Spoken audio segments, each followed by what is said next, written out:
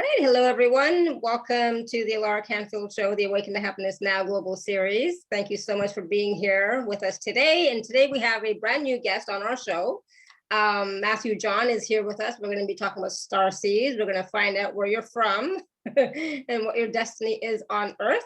So we're going to talk about all of that and so much more. And, we're going to talk a little bit about, the typical signs that you are a Starseed. Some of you are really familiar with that, but some of you may not be, so we'll talk about that.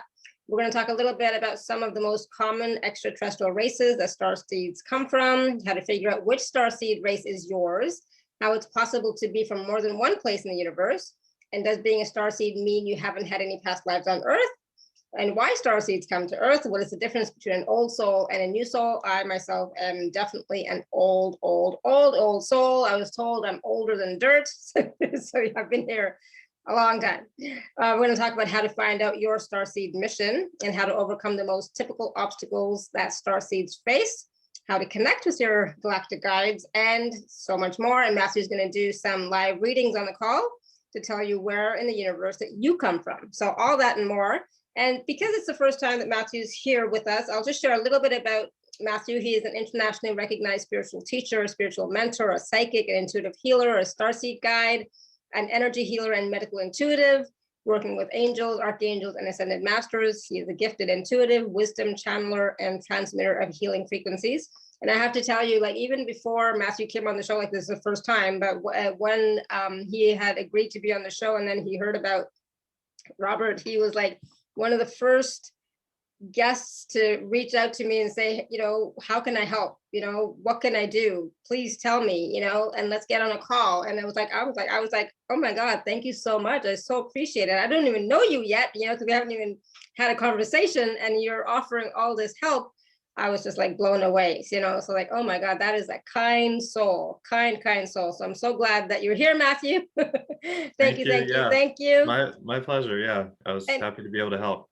Oh, thank you. I appreciate it. And because, it's your first time here, I just want to, if you can take a moment and just tell us a little bit about your journey and how you started to become a healer and, of course, your Starseed origins and etc. And sure. I want everybody to just, bring your love, bring your welcoming energies to welcome Matthew to our show, because like I said, it's his first time. So welcome.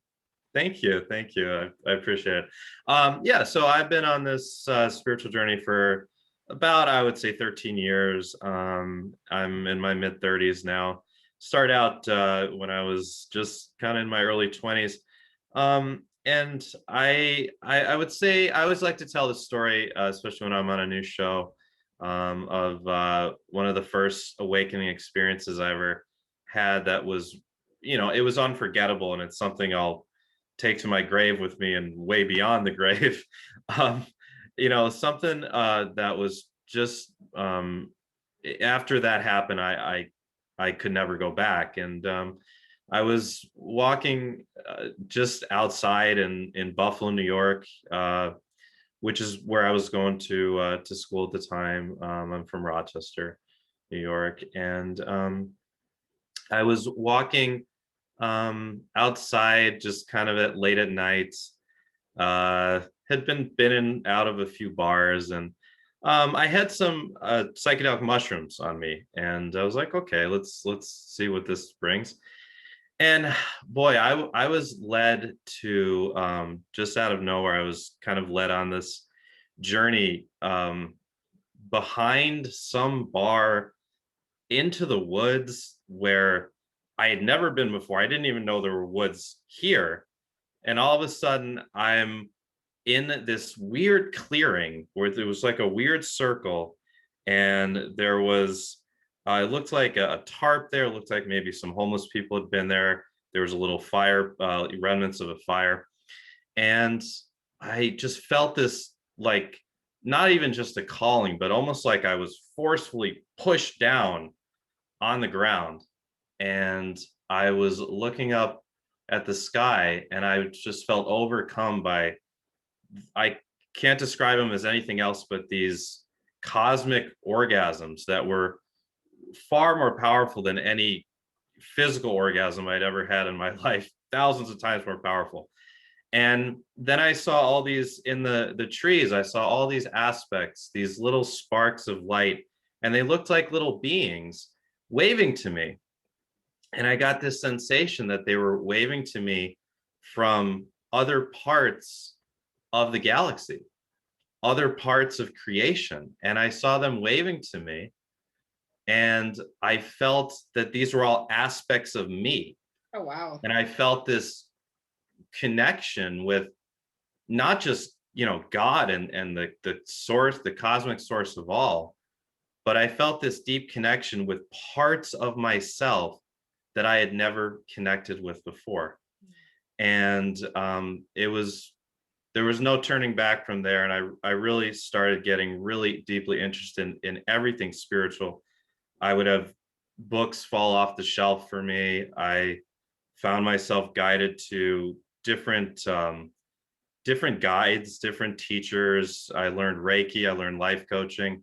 I had a weird, strange event that caused these neurological issues to begin, and they never really resolved themselves. But because of these very strange health issues that no doctor, no MRI, no one could figure out, I found myself seeking, and I went to Mexico, I went to Brazil, I sought all the different teachers and people that I could. I read everything that interests me. I watched every video that interests me.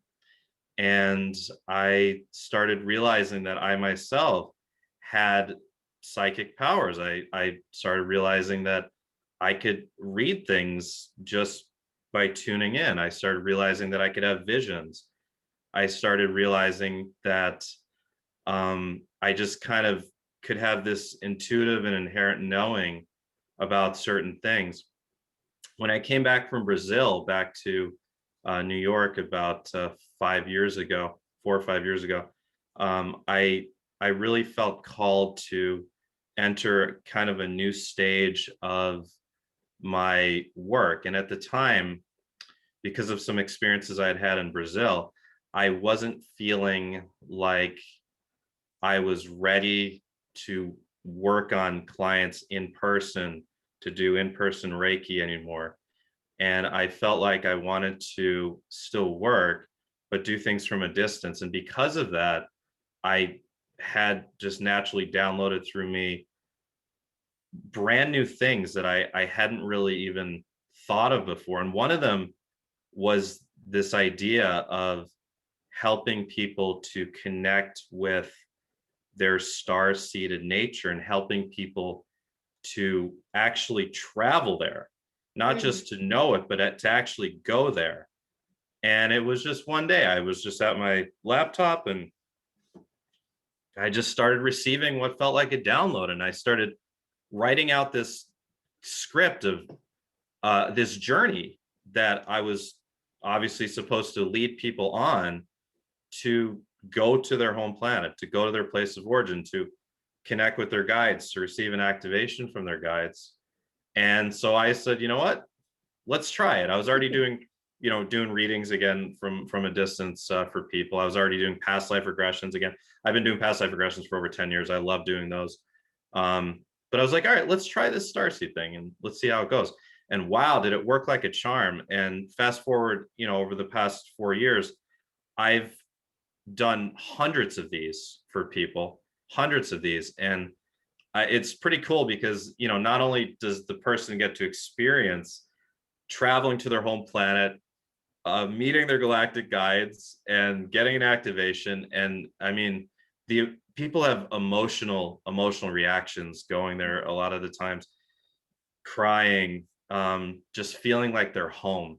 It's a sense of being home that that people haven't felt with anything here on Earth, really. It's something far deeper. And not only do I get to facilitate that experience for people, but I also have a whole log of notes from these experiences. And I have I have this research, this galactic research based, like I look at it as like a research project. And, you know, for the people, it's an experience, but for me, it's a research project. And I have all this research about what life is like on the Pleiades, on the Sirian planets, on the Arcturian planets, on the Lyran planets and Orion's belt. What's life like in some of the galaxies outside of our galaxy? Because a lot of times people will end up being from the Andromedan galaxy or from another galaxy. And there's science knows there's billions of galaxies, right? Yeah. The Essassani, the Yael, the Blue Avians, the Vegans, and there's some that I'm not even thinking of right now. You know, that the Mantis Extraterrestrials, and I'm sure there's people on this call that are all of those. And so I have this whole log of research that someday will probably end up being a book. You know, maybe transcripts of a lot of these journeys. And it's really cool. I get to see what life is like outside this planet through people, and people get to have that experience of what their, you know, their personal planet or planets, as we'll talk about, it's possible to be more than one, is like. So that's how I kind of got into doing this Starseed stuff. The way I found out that I was a Starseed myself, this was way back. This was a little bit, I think probably a year or two after that experience that I talked about in Western New York. I was traveling through the South. I was in North Carolina, and I've had a lot of my journey has been opening through plant medicines and psychedelics. So it's not something that's necessary for someone to, you know, get on with their spiritual journey, but it can be helpful for some. And for me, it was very helpful. So again, it was kind of an experience with a psychedelic medicine, and I just knew. It was actually after it. It was the day after, and I was still kind of feeling the after effects, feeling this openness and connectedness and peace and calmness. And I just started researching on the internet about. I just stumbled across Starseeds, and I couldn't stop researching. I'm like, oh my God, this is me. I know this is me. And then as soon as I read about Sirian Starseeds, I'm like, oh, this is me. This is me. I love the color blue. I love the ocean. I love entertainment. I am very sensitive. I just knew that I was Sirian. And it was great because it gave me kind of an extra piece to my identity that I got to carry with me. I remember being at a lot of people in our spiritual community will end up going to like Burning Man. There was like a satellite Burning Man on the East Coast. I forgot what they called it, but you could like make your you had to make a sign that like said something about you or like admitted something about you or revealed something about you. So I wrote, I am a Starseed. And I went around with the sign on my shirt that said, I'm a Starseed. And everyone was asking, like, what's a Starseed? What is that? And they're like, a lot of people are like, oh my God, I feel like that's me too. Like, how do I find out more? You know? Oh, wow. So, and then, you know, like when I traveled to Brazil and all that, I mean, I met so many people down there that, you know, knew they were Starseeds themselves. So it's been something that it's been kind of one of the main themes of my journey, both in my personal evolution and as my journey as a healer, as well as just diving into this whole idea of what it means to be a starseed and different types. And later on, I discovered that, you know, as much as I resonate with the Sirian and it feels like it's the closest vibration to who I am, to who my personality is, I actually found that there is something even deeper. There's something even deeper. And I found that being from the Andromeda galaxy, from the Andromeda galaxy was actually, that felt like the deepest and most ascended part of my soul. Yeah. And so when I started looking into that, I was like, wow, this is even a deeper piece here. And I saw how that Andromedan aspect of me was the part of me that was so good at seeing patterns. I've always been really good at just looking. A lot of people get caught up in, just for example, and I don't want to go into this stuff too much, but for example, there's been a lot of interesting events happening in the US over the past year. pretty much everyone in the spiritual community was sure that, you know, Donald Trump would get reelected and that he was on some sort of mission here. And well, he didn't get reelected. He lost quite handily. And there was the Capitol riots, which were bizarre. I don't think anyone really predicted that. And the way that the COVID thing has gone, and the way that the vaccines have rolled out really quickly, and perhaps things not being as bad as far as travel restrictions go as a lot of people are fearing. People tend to sometimes compartmentalize the way that they look at things going on in the news or on the planet, and just looking at it as like right now. I've always had this ability to see the whole big picture of things, and to kind of see that things are not always as they seem. And there's a lot of parts that people don't see. Like, people were very obsessed with the fact that Trump was here on some sort of mission to save everyone. When really he was here as a politician looking to, you know, mostly enhance his legacy and his brand. And that's what he was looking out for. He was just a piece of the puzzle, but he wasn't who people thought in the spiritual community that he was. And we can see that now because he's not there anymore. I mean, the deep state never left, for example, you know, but people thought we're looking very short term, like, oh, that's it. The deep state's gone. They're going to arrest everyone, the cabal, it's all over. No, not so fast. There's a lot more pieces to the puzzle here, right? And Biden being in office now is not the end of the world either. We're not going to see the end of America, civil war. Oh my God, all of the, you know, apocalypse. No, it's not that simple. It's not that simple. And there's a very long-term game to all this. So that's the Andromedan aspect of me. I've always been very good at just being able to put together all the different puzzle pieces, and also in people's lives, like in my soul plan readings with people. You know, I sometimes if I want to specifically read short term, like, you know, I did with your reading, I was reading both short term and long term, right? I can tune in on short term, okay, but then I can also see the big picture and how all the different puzzle pieces are put together as far as soul contracts. What is in everyone's soul contract? What are the past life relationships, and what is the past life karma that is left over that is still affecting the situation? And what are the potential future timelines? So I can really take someone, and just from a place of detachedness, and I'm really, really good at being detached when I work with someone, which is a lot of times I get healers coming to me, because like 25% of my clients at least are healers themselves.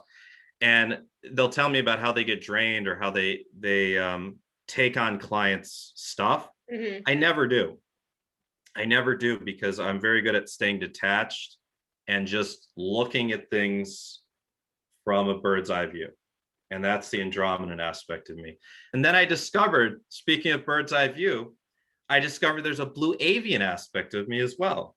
And the blue avians are these beautiful, beautiful beings with large, large wings and these big beaks. And there's depictions of them in Egyptian hieroglyphics, right? And they were very clearly around in the time of ancient Egypt. And I discovered this obsession. I've always had this obsession with birds, and also with airplanes. I love watching airplanes. I love being on an airplane, you know, when I can. I haven't been able to in a while, but yeah, I just have had this obsession with flight. Lo and behold, I'm a blue avian as well. And then I realized the one other piece to my soul's history was the Orion piece. And that's where this journey, I've had a journey of a lot of ups and downs in my life, as many of us light workers have. Certainly you have yourself. And also as an Orion being, as we'll get into, you have an inherent memory of destruction, because your planet was destroyed by the Draconians. What it may have, either your planet was destroyed, or you saw someone else's planet pretty close to yours getting destroyed, and your whole planet was on lockdown because of these damn Draconians that were attacking everyone for no reason except for power and for gold. And you know, it's like the Empire in Star Wars. And there's this inherent memory of just destruction. And there can be this inherent fear of authority and fear of being taken over, fear of that aspect of life, that very Martian, that unfettered greed and that unfettered capitalism, that real Martian, shadow Martian aspect, because you've experienced it in a really horrible way in a part of your soul's history. So I found that those are the four aspects of my soul's history. And I do believe that personally, I may be a type 3 light worker with 2 souls. I'm still trying to figure that out, but I may have one soul that has one history with some of those and one soul that has another history with the other places that I mentioned, and they're both working through me. But I do my best when we do the Starseed readings, Starseed journeys. Not only is it the journey, but also what I do is I will look myself. And when I do the soul plan readings or when I do the Starseed journeys, I'm shown visions. I close my eyes and I'm shown visions. I'll be shown vision of where someone is from in the galaxy or outside the galaxy. And then I'll see different connections to their lineage. And I could tell someone, for example, maybe, okay, maybe you were the kind of the most enlightened part of your soul is from the Andromedan galaxy. You came through the gateway next to Lyra. There's like a kind of a wormhole gateway next to the Lyran star system that is a direct link to the Andromedan galaxy, because the Andromedan galaxy is the sister galaxy of the Milky Way. And it's actually thinking them in terms of like people, she's one step up from us in spiritual evolution. Our Milky Way galaxy is on a spiral like this, and it keeps going up and up and up in consciousness. And we're directly behind the Andromeda galaxy. We're following her tail, right? And eventually, of course, science says that we'll actually, once we reach our next rung on the spiral, we'll actually merge with her, right? There's actually depictions online. You can see what will happen when the Milky Way and the Andromeda galaxy collide and they become this one big super galaxy, which is super cool. But yeah, since we're following her, there is that direct gateway, and many, many beings will come from the Andromeda galaxy to be not just be here on Earth, but to be in different parts of our Milky Way. There's lots of trading that goes back and forth between the Andromeda galaxy and our galaxy. So I can tell someone, for example, the deepest part of your soul came from Andromeda. You came through Lyra. You were a Lyran being. You were a Pleiadian being, but you came most directly from the Pleiades, for example. Or I might tell someone, you know what? I kind of get the sense with you. You might also have 2 souls, and one soul might come from this place, one soul might come from the other place. So by the end of the Starseed journeys with me, pretty much 98% of people know exactly where they're from, and it's really cool. So there was a quick question when you were talking about your different aspects. For example, your avian aspect, right? So does that mean that when you're saying aspect, that you have the avian soul right now, or that you have been fully avian before? That's a great question. Yeah, that's a great question. And the answer is sometimes it's that you can't, like, that direct soul that is, let's say, Blue Avian or Pleiadian is now you. Sometimes it's that your soul, your I like to call it your starseed soul, or your most enlightened soul, has already been through a conscious process of evolution, and at one point in that conscious process, let's say, play the role of a Pleiadian being, and then later on, if we were to put it in a linear time sense, then went and played the role of a Blue Avian being. Got it. So it depends. As far as as myself, I'm really not 100% sure, and I haven't been able to have anyone tell me for sure. And it's always hard to read for oneself. I can almost only guess sometimes, but my best guess is that my Andromedan soul self came here to become the Syrian self, and perhaps the Blue Avian self is a different aspect of either a different soul or just a different part of my history. But I feel most directly connected with the Andromedan aspect and the Syrian aspect. So I believe that's kind of where, whether it's 2 souls or one, I'm not entirely sure. I suspect it's 2, but And so somebody else is asking, if we were to book privately with you and are not sure of what needs healing uncovering, do you suggest, based on your psychic ability, what type of session is most beneficial? Oh, yeah, I mean, it really, I guess it depends on what you're looking for. If you're not sure, I would start with doing one of my soul plan readings. What might be perfect for people is the package that we're offering, because you get a soul plan reading with myself, and then you get the Starseed discovery session as well. And then if someone also wanted to do, for example, one of my angel energy healing sessions, one of the other, I do a lot of stuff, and one of the other things I do is I work with a team of angels to work on people's energy field, and it's very much like an energetic surgery, where it's very specific. We're very specific. It's not like, I mean, Reiki's great. I'm a Reiki master myself, but Reiki is just using the symbols and using hand positions. This is very specific, where we're working on clearing blockages from the chakras. And these blockages can look like black or green or gray bits of energy, can look like kind of black or gray or green gunky gas. It can look like little arrows. It can look like there can be little, like almost like pieces of holographic metal that get stuck. And they're all these projections of, they're basically holographic projections of what the damage was caused by, is how it'll show up. And we'll remove those, and we'll also remove cords, negative energetic cords with other people, or negative energetic cords with other with dark astral entities. And then what we'll do is we'll fill in each chakra with brand new chakra energy. And then we'll also clean up the energy field. The energy field can have hooks in it. You can have discarnate entities. You can have other portals that are open, or other negative cords that are going to dark astral beings. You can have little leeches. You can have little archonic implants. You can have other types of holographic implants. So we'll clear out all of that, and get your aura squeaky clean and get your aura sealed. So that's great for someone too who's looking for some deep energy healing. But I would have someone start out with I think the package that we're offering would be perfect, and you get the 13 webinars along with that as well. And then we can go from there. Yeah, absolutely. So a lot of people who are on this call, they're familiar with Starseeds. They know that they are a Starseed. Most of us know that we're Starseeds. I know, for example, I came from Mintaka, according to one modality, right? Where is that? Mintaka, it's in Orion's belt, but it was destroyed. It no longer exists. Okay, so you would be considered like an Orion Starseed. Yeah. Okay, that's very specific though.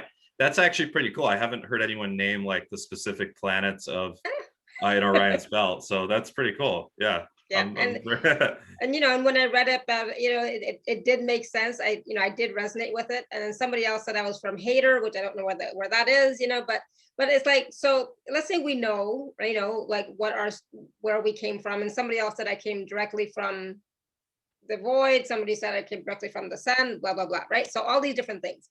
But how does that, knowing that, help you in your journey right here and now?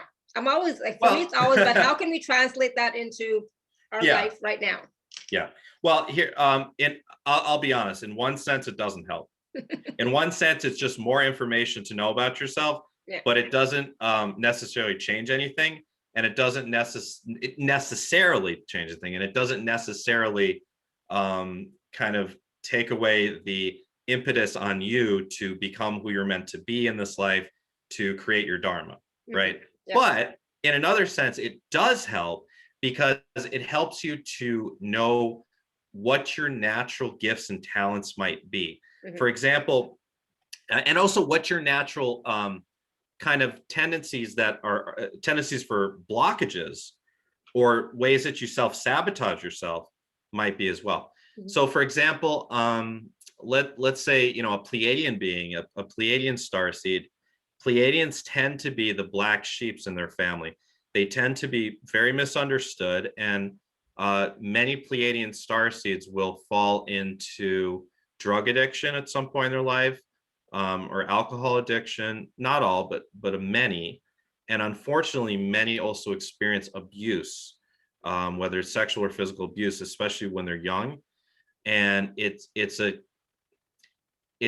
a kind of a not universal, but almost universal part of a Pleiadian starseed's plan on Earth at some point is to go through this process of helping to clear the negative karma from the shadow masculine, because the Great. So, the so Pleiades, I'm that too. okay, the Pleiades brings the divine feminine Mhm. to Earth, Mhm. right? It's the Venusian aspect, and the Pleiadians, you know, they love their music and they love their art and they love their sex, their sexuality. They love romance and relationships in all ways. They love expression, but especially artistic expression. Beauty is very important to them. And lo and behold, they're very beautiful beings. They're ridiculously attractive beings, the Pleiadians, and they all look like, even if they're 600 or 700 years old, they will look like they're 25 or 28 at the most. And it's just, that's their vibration. They bring that Venusian vibration of beauty and femininity, but in a very positive and inclusive way.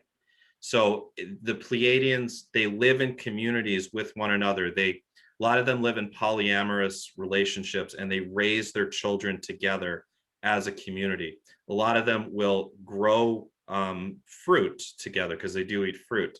A lot of them there are some Pleiadian planets where there's also more like cities, and everything works seamlessly. Everyone has sort of a volunteer position. There really isn't money in the Pleiades. They have a volunteer position, and everyone just naturally has everything they need as far as, you know, food, shelter, and everything else. And they just do it out of love. And there's constant celebrations, constant, you know, celebrations with music and dance and art and expression and all that. So on this planet, we've had, especially, well, really in the whole Kali Yuga, ever since the age of Leo ended, which was 13,000 years ago, we've had, we could say, the suppression of the divine feminine on the planet by the shadow masculine, the shadow patriarchy. And the shadow patriarchy is the energy of the Illuminati. It's the energy of like I said, unfettered capitalism that has ruled this planet and has suppressed that feminine energy of inclusion and working together. It's divide and conquer, right? It's a very shadow Martian, shadow masculine energy. So a lot of Pleiadian starseeds, part of your role here is to work with that karma personally, and ultimately then it'll also be connected to it. This answers the question, like, if I'm a starseed, do I also have past lives? And the answer is usually yes, not always. But if you are a starseed who has had past lives, there will inevitably be something in your history as a Pleiadian starseed on this planet where you both abused your power and you both were abused by power. And then usually in this lifetime, in your ascension lifetime as a Pleiadian starseed, you will be abused by power in some way, especially by family is the most common theme, or by relationships. And then you have to learn to express your divine feminine, whether you're a male or a female, to express yourself, to clear out your throat chakra, to not be afraid anymore of being stepped on or held back. Oh my God, that is like so me. It's like I've been doing that all my life. You likely are also a Pleiadian starseed then, you know, I would say. I can do a reading for you later if you'd like, but it's just so funny because it's like it is so common right now with a lot of people. Like a lot of people who are on these calls with us every day, you know, every three times a week, whatever. I can see that they've experienced a lot of that, right? So so you know, they probably are Pleiadian starseed, but just because you're a Pleiadian starseed does not mean that this is your first life on this planet as a human being. It usually isn't. It actually usually isn't. I found a few rare cases of people who this was their only life on Earth. It's rare. I think out of probably the like 250 or 300 of these I've done over the past couple of years, maybe 3 people, it was their only lifetime on Earth. And it was a very special mission. It was that in all 3 cases, it was that their group of beings just sent them here on almost like a reconnaissance mission. And it's more of they're just kind of transmitting back to their home planet what is going on here and what the experience is like. And then of course when they're done here, they'll go right back, and it'll be just like a dream. It'll be just like they were asleep and they had a dream, and they'll go back and they'll be able to tell the stories of what it was like to be a human being here. But it's rare. Most people, yes, most people have had many past lives here on Earth, in addition to all the past lives they've had in other places in the galaxy or outside the galaxy. Exactly. And here's generally how that works. So this is the idea. We'll talk a little bit about the idea of fractalization. And so there's what I would call a new soul and an old soul. Okay, you talked about yourself that you feel like you're definitely an old soul. I feel like an old soul myself. I would call any starseed an old soul. And the difference between that and a new soul, so to speak, is a new soul is coming directly from Alcyone, which is at the center of our Milky Way galaxy. Alcyone is one of the Pleiadian seven sisters, one of the seven stars of the Pleiades, and coming directly from Alcyone to either Earth or somewhere else in our solar system. Could be Venus, could be Mars, if this was in the past. And going through the hierarchy of consciousness from a single photon, splitting into two photons, and then becoming more and more complex beings. Complex beings being plants and animals. We can see on Earth, for example, there is quite a difference in the complexity of life lessons between, let's say, an ant, which their life lessons really have to do with either like being part of a collective or not being part of a collective. You know, when you're watching a trail of ants on the sidewalk, hopefully you're not putting a magnifying glass on them.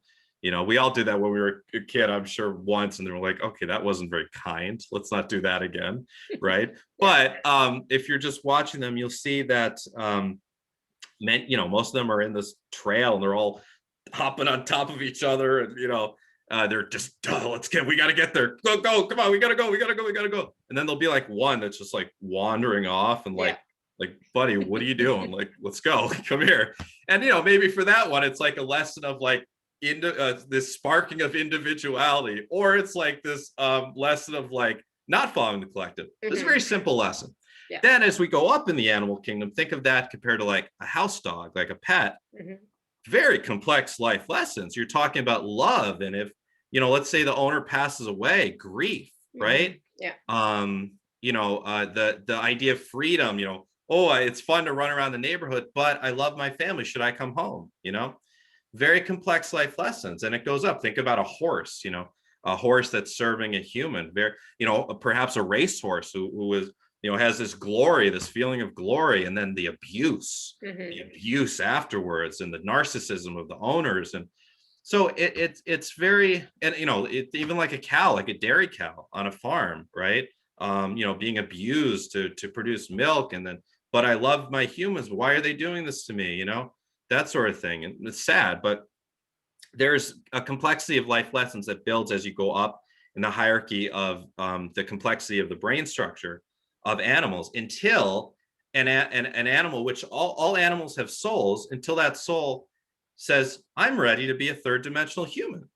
And then the soul will start taking on lessons of being a third dimensional human. And most souls will have at least one lifetime planned in the Paleolithic timelines. And none of this is linear.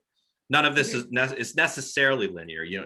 There could be an animal, your dog, I feel like my dog is like, he's so empathic, he's so emotional, he knows when I'm upset, he always knows if I'm coming home. He literally can read my mind. If I'm thinking about taking him on a walk, I swear to God, he'll run up to me. He's that intuitive, right? I swear he's getting ready to become a human next. Like, he's done his journey as a dog, right? But that type of hierarchy through the animal kingdom, then eventually becoming a human being. And what I was saying is it's not necessarily linear. So my dog might next lifetime be back in the Paleolithic ages, for example, just to experience the simplicity of being a human. Hunt for food. That's it. There's not much more than hunt, mate, live, survive, right? But then as time goes on, things get more and more complex. And then after the Industrial Revolution, the themes and the life plans got even more complex. Now, with the second technological revolution that we're having right now, and technology is about to explode on this planet. 10 years from now, we're going to have flying cars. We're going to have all sorts of weird stuff on this planet, right? Yeah. Everything, it all gets more and more complex. So a new soul will go through different levels of complexity in their life plans. An old soul has already done that somewhere else, whether it be in this galaxy or outside the galaxy. So that's the key. So for me, perhaps it was that my true soul, so to speak, went through this hierarchy of consciousness of being a single photon to a simple bacterial organism to being a plant to being different types of animals, and then to being a human-like being, perhaps in the Andromedan galaxy. And then from that third dimension, eventually going to an upper third dimensional being like we see in the Lyran planets, then eventually to a fifth dimensional being like we see in the Pleiades or Sirius or Arcturus, then perhaps even higher to perhaps a sixth dimensional being, which is no longer necessarily anchored to the physical. Even fifth dimensional beings aren't necessarily tied completely to the physical. They generally choose to be in the physical, but a sixth dimensional being can really go right in and out of being physical or non-physical. From that place of either the upper third dimension or the lower fifth dimension or the upper fifth dimension or the lower sixth dimension, you may have the power at that point to fractalize yourself. What this means is you birth a new piece of yourself. It's like in the Austin Powers movies when Dr. Evil decided to birth a mini Dr. Evil, right?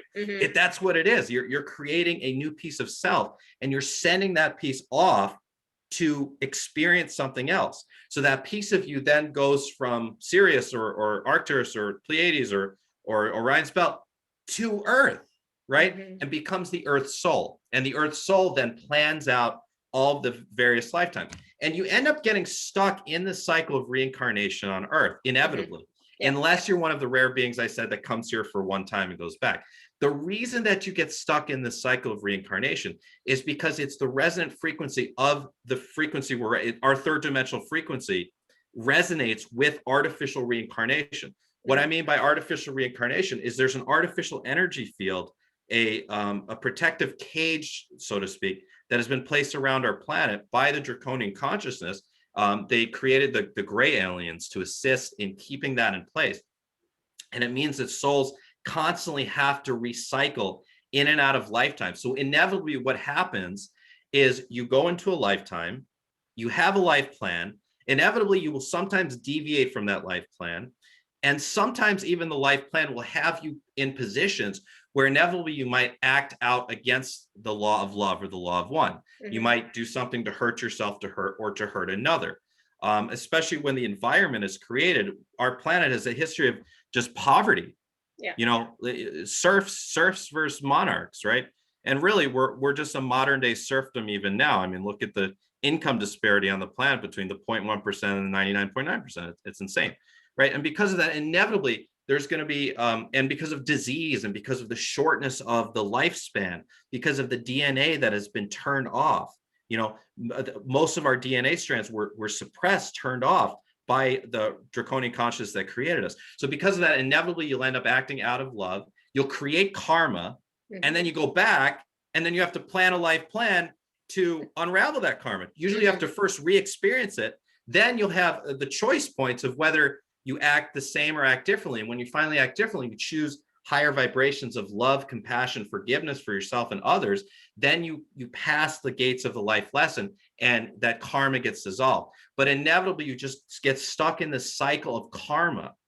And until you reach where we're at right now in our ascension lifetimes, most of us on this call are in our ascension lifetimes. And in this ascension lifetime, you have the opportunity to get out of that loop of karma and to step into your dharma, as the Hindus say, to step into your service work, into your enlightenment. And then after that, you're free to come back as a Bodhisattva. You're free to come back and plan your life free of karma, which is an amazing thing. And then eventually some of us will choose to merge back with our starseed soul. And some of us will choose to live here on the new earth for thousands and thousands of years to come, So that's the new soul versus the old soul. Now, what's interesting is that, so many star seeds are just waking up, waking up, waking up every day. It's happening in waves, right? And it's like the 100th monkey syndrome, you know, with consciousness in general. The more people wake up, the more people, you know, that you don't even know on the other side of the world start to wake up as well. And there are so many star seeds that are here and have been here in the karmic loop of life on Earth for thousands and thousands of years that are going to wake up over the next 10, 20, 30 years and beyond. And I do believe that there's far more star seeds on this planet than we think. Yeah. I honestly believe it's upwards, perhaps close to 45% of the planet, I do believe is star, which means it's in the billions. It's just that of those billions, probably 95% or more have not woken up yet. That's a lot. Yeah. Yeah. And I could be wrong. These are all just, this is a compilation of my own theories based on, as I said, that Andromedan ability of mine to see things from a bird's eye view, maybe the Pleiadian, part of me too. Channeled books. There's a great book that has a lot of wonderful information called Expansion for Ascending Consciousness by Todd R. Deviney. And there's 2 books in the series now. And it's a real slow read because it's absolutely mind blowing. You're reading and it's like, what did I just read? But it's amazing. And I recommend everyone look into that book if you're really interested in knowing like the quantum physics of how this all works. Because when that part of you fractalizes and sends that piece here, if you're coming from the upper third or the lower fifth or the high upper fifth or the 6th dimension, you have to downstep in vibration. And there's a certain process to that. But you still keep your toroidal field with you, and your toroidal field is connected with the toroidal field of your starseed soul, who's also simultaneously living their physical lifetimes somewhere else. And you inherently have the memories and the skills that they have. It's just that some will develop only at certain times. So for a lot of us, starseeds have also had lifetimes in Lemuria and Atlantis, because those were the times when we were able to express our higher psychic skills and our higher energy healing skills, right? Where we kind of then, in the Kali Yuga, which is the time between the end of the age of Leo and now, most of us were living kind of unawakened, asleep lives again, right? Until this time, because of where our solar system is at, getting very close to the photon belt now, that energy, those gamma rays that are flowing in from the center of the galaxy, is awakening the dormant DNA. And it's like a switch that starts to get turned on, right? I remember one day I was here, and this was like in 2012, and I saw 11:11. No, I saw 12:12 on the clock, and I just felt this like switch go off inside me. I'm like, what was that? And I knew that was another awakening point. That was a couple of years after the experience I talked about. But I was like, whoa, that something's different now. And again, it just deepened the journey for me. So there'll be these points of activation, And they're happening all the time. I mean, we all talk about numbers here all the time: 11:11, 12:12, 3:33, right. 4:44, right? So we do experience them from time to time. But I always, when I see, double numbers like that, I always come back to center and say, okay, what am I thinking? Where am I at in this moment? Am I in my head? Am I in my emotions? Am I in my body? Like, where am I? And it brings me back to present time, right? So that, because a lot of times I could be in my head and thinking about God knows what, nothing important. Yeah. Oh, believe me, my head's sometimes is somewhere else. Oh yeah, I resonate with that. Yeah. So can you tell us a little bit about Starseed Missions? Yeah. Let's talk about missions. So how we can find out what our mission is. Yeah. The best way to find out, really, well, in my opinion, is to just do the Starseed journey with me, because when we go to your home planet, not only are you going there as it's almost like a tour, and you're like going to see, oh, here's this cathedral here, and there's the oceans with the dolphins, if you're on Sirius or whatever. If you're on the Arcturian planet, oh, look at these amazing cities with incredible architecture. And then you might see like your home base, like where you'd actually sleep and live and eat, if you are an alien that eats. Some aliens don't eat, some do. But not only that, you'll be connecting directly and like sitting with your guides. And so the guides will be generally beings that very closely there on that planet. And you get to ask questions like, what is my mission? Like, why did I come to Earth? What did I really mean to bring through? What is the like highest possible thing that I can bring through in this lifetime here on Earth? But missions, I look at it in a couple different ways. Some are here on like kind of just a reconnaissance mission, as I said. Even those of us that have had a lot of past lives on Earth, and it varies. Some of us have had 8, 10 past lives on Earth. Some of us have had 900, 1,000, more. It really varies, right? Yeah. And there may be an aspect to a pre-planning from the perspective of the starseed self. Like, all right, I'm going to go here and just dive in head first and do the whole karmic loop and get stuck until I feel like I can get out. And if it takes 1,000 lifetimes, it takes 1,000 lifetimes. Because from the timing is completely irrelevant. None of this is conducted via linear time. But some might say, you know what, I just want to have a quick experience here. We're just going to make sure that we limit it to a couple lives, and then we get out. But part of it can be just reconnaissance, like your species of extraterrestrial wanting to directly know what's going on through here. One aspect of the mission is also just the fact that by being here, you are growing the toroidal field of yourself and of your starseed self, meaning you are adding to the wealth of experience and the wealth of experience, especially with life lessons.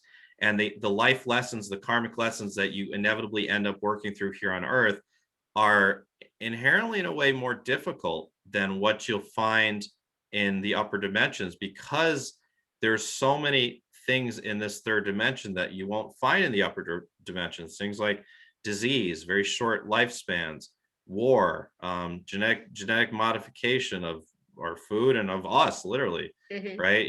Capitalism, just stuff you won't find in other places. The vast diversity of beings that are here, of plants, of animals, of how people on our planet look very different, which in a lot of other places, it's not like that. A lot of other places, everyone kind of looks the same, dresses the same.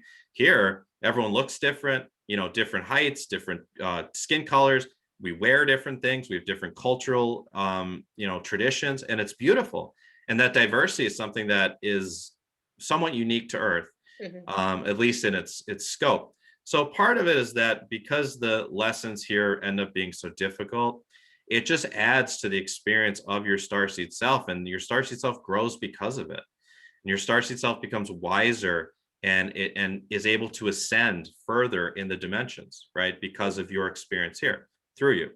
That's one aspect of it. Another aspect of it is asking the question like, okay, me as the person, me, Matthew, as the person, why am I here? And what does my starseed self want me to create while I'm here? And that's another question. Yeah. And for that, you want to look to what do you feel like are your inherent talents, tendencies, things that you're really good at that end up helping others, because that goes into the idea of service. And I always say the highest aspect of the fifth dimension, or even the upper third dimension, is not like, it's not bliss, it's service. It's service just out of love, service from your heart, service out of a desire to serve, because we understand that interconnectedness of all of us, regardless of what we look like, and regardless of where we might be from in the stars, or whether we're a new soul or an old soul, we're all interconnected and we're all one. And because of that, we want to naturally, as we start to ascend, we have that desire to be of service that comes out. It really comes out of the heart. Yeah. And we start to look at, okay, what do I kind of naturally seem like I'm good at? How do people ask me to serve them?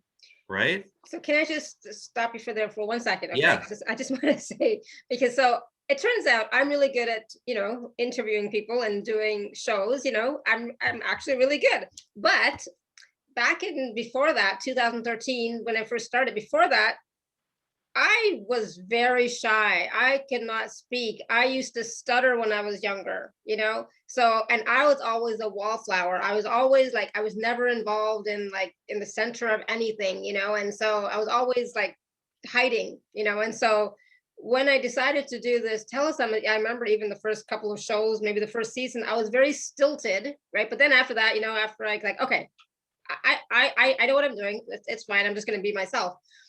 Then, it took on, an energy of its own, so I didn't know that this was a gift until after I started doing it, right? And then people started telling me, you're so good at this. I was like, really? Okay, cool. And I started just being myself and enjoying it. But before that, I don't know. I mean, I obviously was guided to do this by my guides, right? And the angels and my guides, but because but I've always wanted to share, and I've always wanted to serve, and I've always wanted to, do more, etc. But I never thought I'd be doing this. Like if you asked me 10 years ago, I never Oh thought my I'd God. be doing this. Yeah. I resonate with that completely in my own life. I never ever thought I would be doing what I'm doing in a million years. My interests 10 years ago were sports. I mean, I was starting to awaken 10 years ago, but I still love sports. But my two biggest interests were sports and entertainment. Mm. I wanted to either I don't want to laugh, but I'm just like, yeah, okay. yeah. I either wanted to be I was a pretty good referee for a couple of sports. I wanted to either be a professional referee, or I just wanted to be a stand-up comic, or I wanted to be on TV, be on radio, be an actor. And like that was my interest. My interest was, I'm a Leo rising. So naturally, like I just like to entertain and perform and be funny when I can be. But I remember one night I was doing this ritual. I read in a book like how to do like a tea leaf reading, and I'd never done one before. And it was a specific tea leaf reading to find out like what is your mission in life. And I was like, for sure, all right, I'm gonna get entertainer. And then I got healer. I'm like, what? I'm like, what? That's funny. Yeah. Right. And I was like, okay, like I was like, I don't want to be a doctor. What does that mean?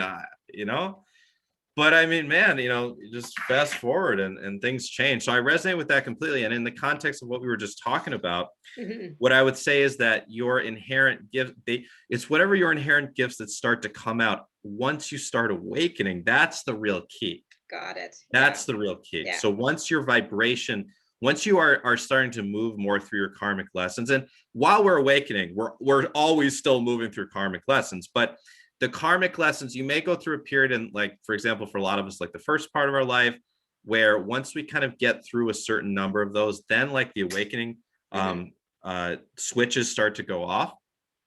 And we start to then new aspects of us, new aspects of our personality, new talents, new gifts start to come out.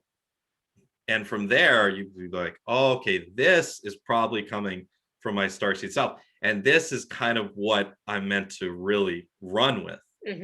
Right. Because if we fast forward, let's fast forward 10, 20 years in our planet's evolution here. By that time, just based on the law of exponentiality, the number of awakened beings on this planet is going to be a huge number. If we're at, I don't know, 4% now, 3%, 2%, I don't know what it is.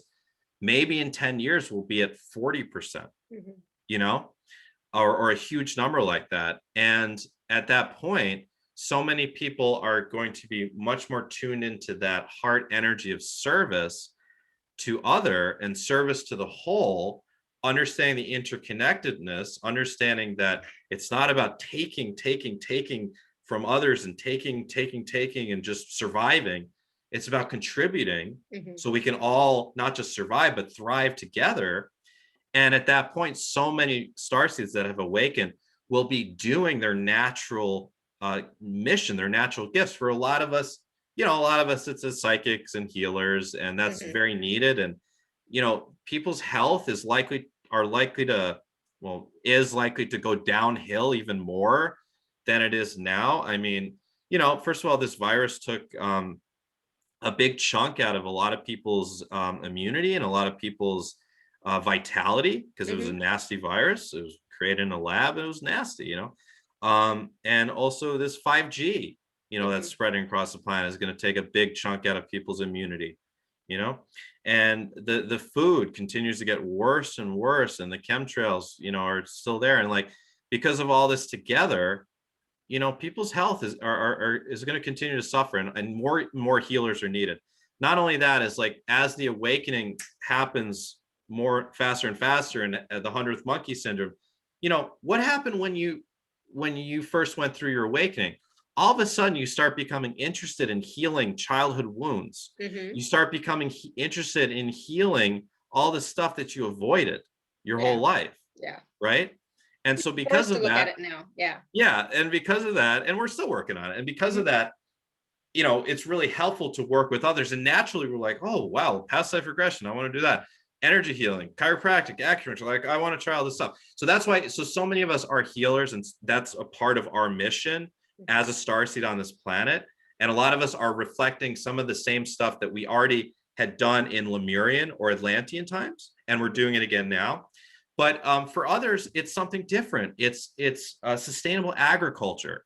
It's creating new forms of energy. It's creating it's politics. Some starseeds are in politics, right? How can we change things for the better in politics? Some starseeds are in academia. How can we better teach the younger generations? Research, medical research, scientific research, math. Like there's starseeds in every part of life. Doctors, nurses, So because of that, people will naturally have different roles. And you'll naturally eventually fall into what your role is, like a puzzle piece. And those puzzle pieces start to all work together. And fast forward 20, 30 years from now, we're living on a much more awakened planet than we are right now. And all of the negative things that we're seeing out there, some might still be there, but things might be a little bit better, and fast forward 80 or 100 years, we might be living on a totally different planet, just something we can't even imagine right now. The level of technology, and also just the level of peace and everyone working together, and just the availability of unlimited resources like energy and food. At least that's my hope, and that's what I see, for the planet. So I hope that answers the question. Yeah, awesome. And so what about obstacles? So being a starseed, going through awakening, going through ascension, we've all experienced a lot of obstacles, a lot of bumps in the road, and it's not just always about, healing the childhood wounds. Sometimes stuff comes up and it's like, what? It's like, I don't like, why is this not working? Why am I still struggling with this? Why can I not move forward on this? Why? So there are sometimes obstacles in our path. And yes, I get the whole lesson thing, but sometimes it doesn't feel like it's a lesson. It's like, what the heck? There's a wall there. Yeah, I know. Sometimes it feels like it's just abuse. Yeah. Sometimes it feels like the universe is abusing you. I understand. I completely understand. I have a lot of frustrating stuff in my own life. I understand completely. But whatever most frustrates you and whatever is just constantly there and will not leave you alone, it's always there. It's an issue. You're constantly trying to heal it or solve it. It's inevitably the biggest gift that has been put in your life plan in order for you to become who you need to be. So for me, if it wasn't for this journey of neurological issues, I wouldn't be here. I mean, I'd be here, but I wouldn't be who I am in the work I'm doing today. And for everyone that's different. For some people it's drug or alcohol addiction. For some people it's poverty. For some people it's having people die around them, sadly. Family members are passing away. For some people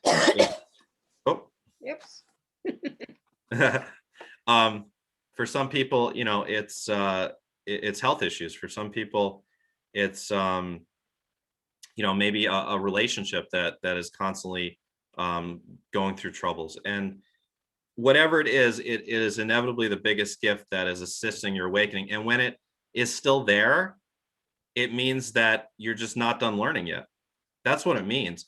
And it means that there's new approaches that need to be undertaken. New approaches. So is that something that you would find and address in either the Starseed discovery journey or the soul plan journey? Yeah, both. The soul plan journey, the soul plan reading more. The focus on that is more about what are your karmic lessons, what's in your life plan.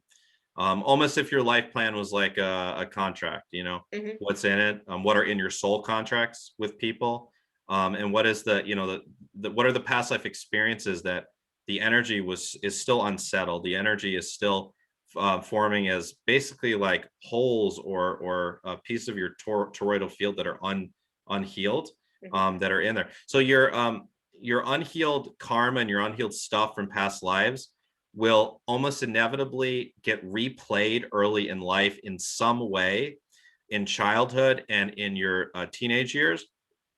And the parents that you choose, the family members that are around you, maybe your close friends or teachers growing up, those characters that your soul chooses will inevitably reflect back to you whatever you need them to be in order for you to replay these aspects of unhealed karma that come from past lives. And these are stored in the backs of your chakras. So the backs of your chakras are where the stuff from past life is stored. Past lives are stored. The front of your chakra is where the current life stuff is, right? And then also in your toroidal field, there will be deficiencies in energy that come from those past life stuff. I saw it popped up. Someone said, "What is a toroidal field?"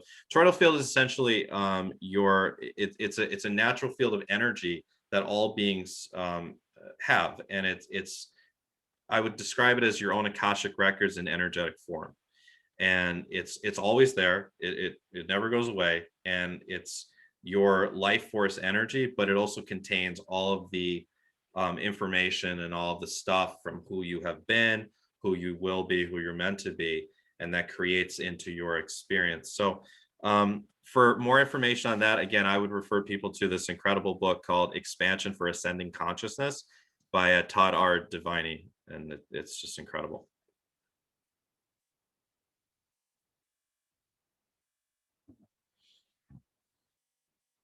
Sorry, I just wanted to write that in No, good. the chat. I've never met the guy, but we're selling books for him, so I'm thrilled. Why not? Somebody was asking me about the book, and if you wrote it, it's like, no, not you, somebody else, but I couldn't remember the name of the book, so I'm glad you mentioned it again. Man. Yeah, it's completely channeled, and it's like when you start reading it, again, you got to take a lot of breaks. You'd be like, whoa, what the heck did he just say? Yeah. I mean, you know, some of the stuff that you said earlier on when you're talking about the fractalization, I was like, what? Yeah, I know. I've never heard that before. So like, I know, and I'm from New York, and I speak very quickly, and sometimes I that part's might go over people's head. No, that's okay. All right, I just wanted to check in with you how you're doing, because I know you have like. Oh no, I'm good. All right, yeah. Cool. But we can don't worry, we can go all the way up to hour 52 hours. It'll be fine.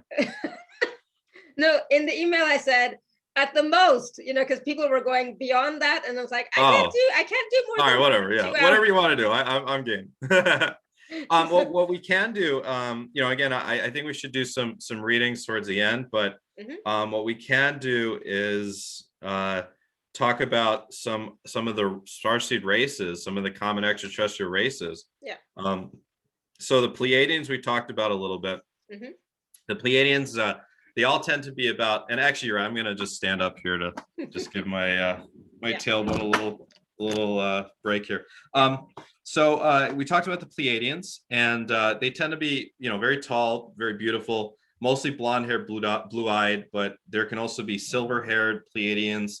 There can also be white. Yeah, like you do look just like one.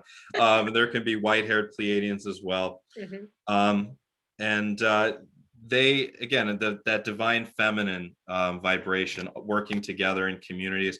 They're not all polyamorous, but it's one of the most common ways that they interact with one another is to share these family groups where it might be 3 females and 2 males, for example, raising 7 children together, or just children are kind of pooled and raised by the community. And it's interesting because on this planet, especially in the West, we are seeing more and more of these polyamorous relationships come up, and it's a matter of preference for people. It's not something that I would prefer, but it's a beautiful reminder of the way that the Pleiadian influence is manifesting on our planet, and just kind of breaking down the old norms of one man, one woman.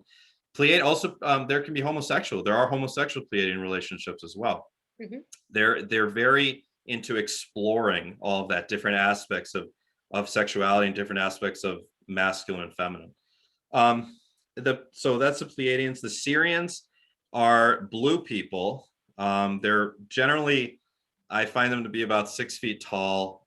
They generally have no hair, though some can have some white hair. They generally have kind of bigger eyes, and they tend to wear uniforms. The Pleiadians tend to wear uniforms as well. What's interesting is that, you know, one of the cool things about Earth is like fashion. I've never been into fashion. I've never been fashionable. I just kind of wear whatever. But a lot of people on this planet are really into fashion, which is great. Mhm. And it's not something that's very common on other places, because in these higher dimensions, it more becomes about unity, group unity, not out of obligation, but out of desire.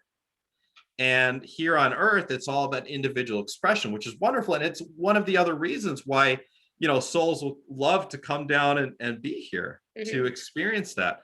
But yeah, for example, the Pleiadians, they wear uniforms. The Sirians, they tend to wear uniforms as well, except when they have social gatherings. The Sirians will tend to have like, especially social gatherings where they will sit and watch a dramatic play or a comedic play. And a lot of the children or the young adults in the community will take part in this. They really love comedy. They love acting. They love playing jokes on one another. They're very, very funny people, the Sirians, very, very funny. And they also will have like these big potlucks. They don't need to eat. The Pleiadians tend to eat fruit. They tend to eat daily. They don't eat animals. The Sirians will tend to not eat really, except for when they have these big community potlucks like once a week. And they'll really indulge in not only just fruits, but also breads. So those are the Sirians. Some planets in the Sirian star system are land planets with water. And in the water, there will be, you know, dolphins and whales. The dolphins and whales on our planet really are Sirian beings that, instead of seeding themselves as humans, have seeded themselves as dolphins and whales, and it helps to hold that Sirian vibration in place on the planet. And some Sirian planets are almost completely water, almost completely water. Just yesterday or the day, I don't remember time real well, but just yesterday or the day before, I was doing a Starseed session with someone, and they went to a Sirian planet with water, and they lived in these glass pods. And she wasn't the only one. I've had others that have gone to a part of the Sirian system where it's a water planet with these glass pods, and they're basically like mermaid and mermen that we saw in Lemurian times. And they swim between the glass pods. Inside the glass pods, there's air. They can either breathe air or breathe water. It's just whatever their preference is. Inside the glass pods, there's a bed. You know, there's a bed. They eat algae. There's whatever else they need. And sometimes they can go up to the surface for some things, but mostly they stay underwater. So, and there's Sirius A and Sirius B. Sirius A is the more ascended aspect of Sirius, where it's also the larger star. Sirius A is the brightest star in our sky, and you can find it usually up here where I am in the US. You can find it in the winter. I think now we're getting towards spring. You can still see it though at night. And the Sirius B is a smaller star, but not all planets around that star have reached the fifth dimensional frequency where it's just service to other. There's still service to self civilizations that are around Sirius B, somewhat similar to Earth, but perhaps at a slightly higher vibration where their ascension hasn't completely taken place yet. Let's see, Pleiadians, Sirians, Arcturians. Arcturians so for me, the Pleiadians, I see them having like a pink rosy vibration, the Sirians a blue vibration, the Arcturians a violet vibration. And it's a higher frequency than Sirius. It is more fine in frequency. It is still physical, but the Arcturians do have the ability to go in and out of physicality. if they need to. The Pleiadians can as well, and the Sirians can as well. The Pleiadians and Sirians generally choose to stay in physicality, and the Arcturians will kind of go in and out. And the Arcturians, their number one thing is geometry. It's geometry and math. And what they do is they build these incredibly intricate cities, these light cities where the architecture and the city planning is absolutely perfect to geometrical patterns. And it's all very mathematically planned out. And that's their big contribution to the Milky Way, is high levels of science and math. And Arcturian starseeds on our planet tend to be really cerebral. They really like to think in terms of geometry, math, and science. And these are our architects, these are our mathematicians, our scientists, our astronauts. Anything that really requires a high level of understanding of the very logic, left-brained masculine. Yeah, I'm definitely not Arcturian. Yeah, me neither. If I look at it that way, I definitely not. Yeah. When I get Arcturians on the phone with me, there's a different way that they communicate, and they love just thinking of things very linearly and logically. And it's a beautiful gift, where the Pleiadians and the Sirians Sirius is water. Sirius is water, where Arcturus is more like the pentacles in Sirius is the cups, Arcturus is the pentacles. It's very rigid, but that rigidity has such a gift to the galaxy and the universe, because it is set such a high level, and they all work together as one collective seamlessly, absolutely seamlessly. And they're much shorter than the Pleiadian, or I'm sorry, than the Sirians or the Pleiadians. We also have the Blue Avians, as we've talked about, are very high dimensional. I believe they operate from more of a 6-dimensional frequency, where they can go in and out of physicality. Upper 5D, lower 6D. They're huge beings. And Blue Avian starseeds tend to be really interested in birds and flight, and looking at things from a bird's eye view, like I said. The Andromedans. So what's interesting is when we talk about people being Andromedan starseeds, the question is, all right, what does that mean, and where are you from in the Andromedan galaxy? Because really all it means is that you're from somewhere in the Andromedan galaxy. The Andromedan galaxy, science, I think, says has 1 trillion stars. It's an insane number, right, of stars. Right. And because of that, there's just a vast array of different types of being at different levels of consciousness and at different levels of the dimensional hierarchy in the Andromedan galaxy. But many Andromedan beings that end up here appear as blue beings, somewhat similar to Sirians, but shorter. And a lot of them are blue beings, but they tend to go in and out of physicality.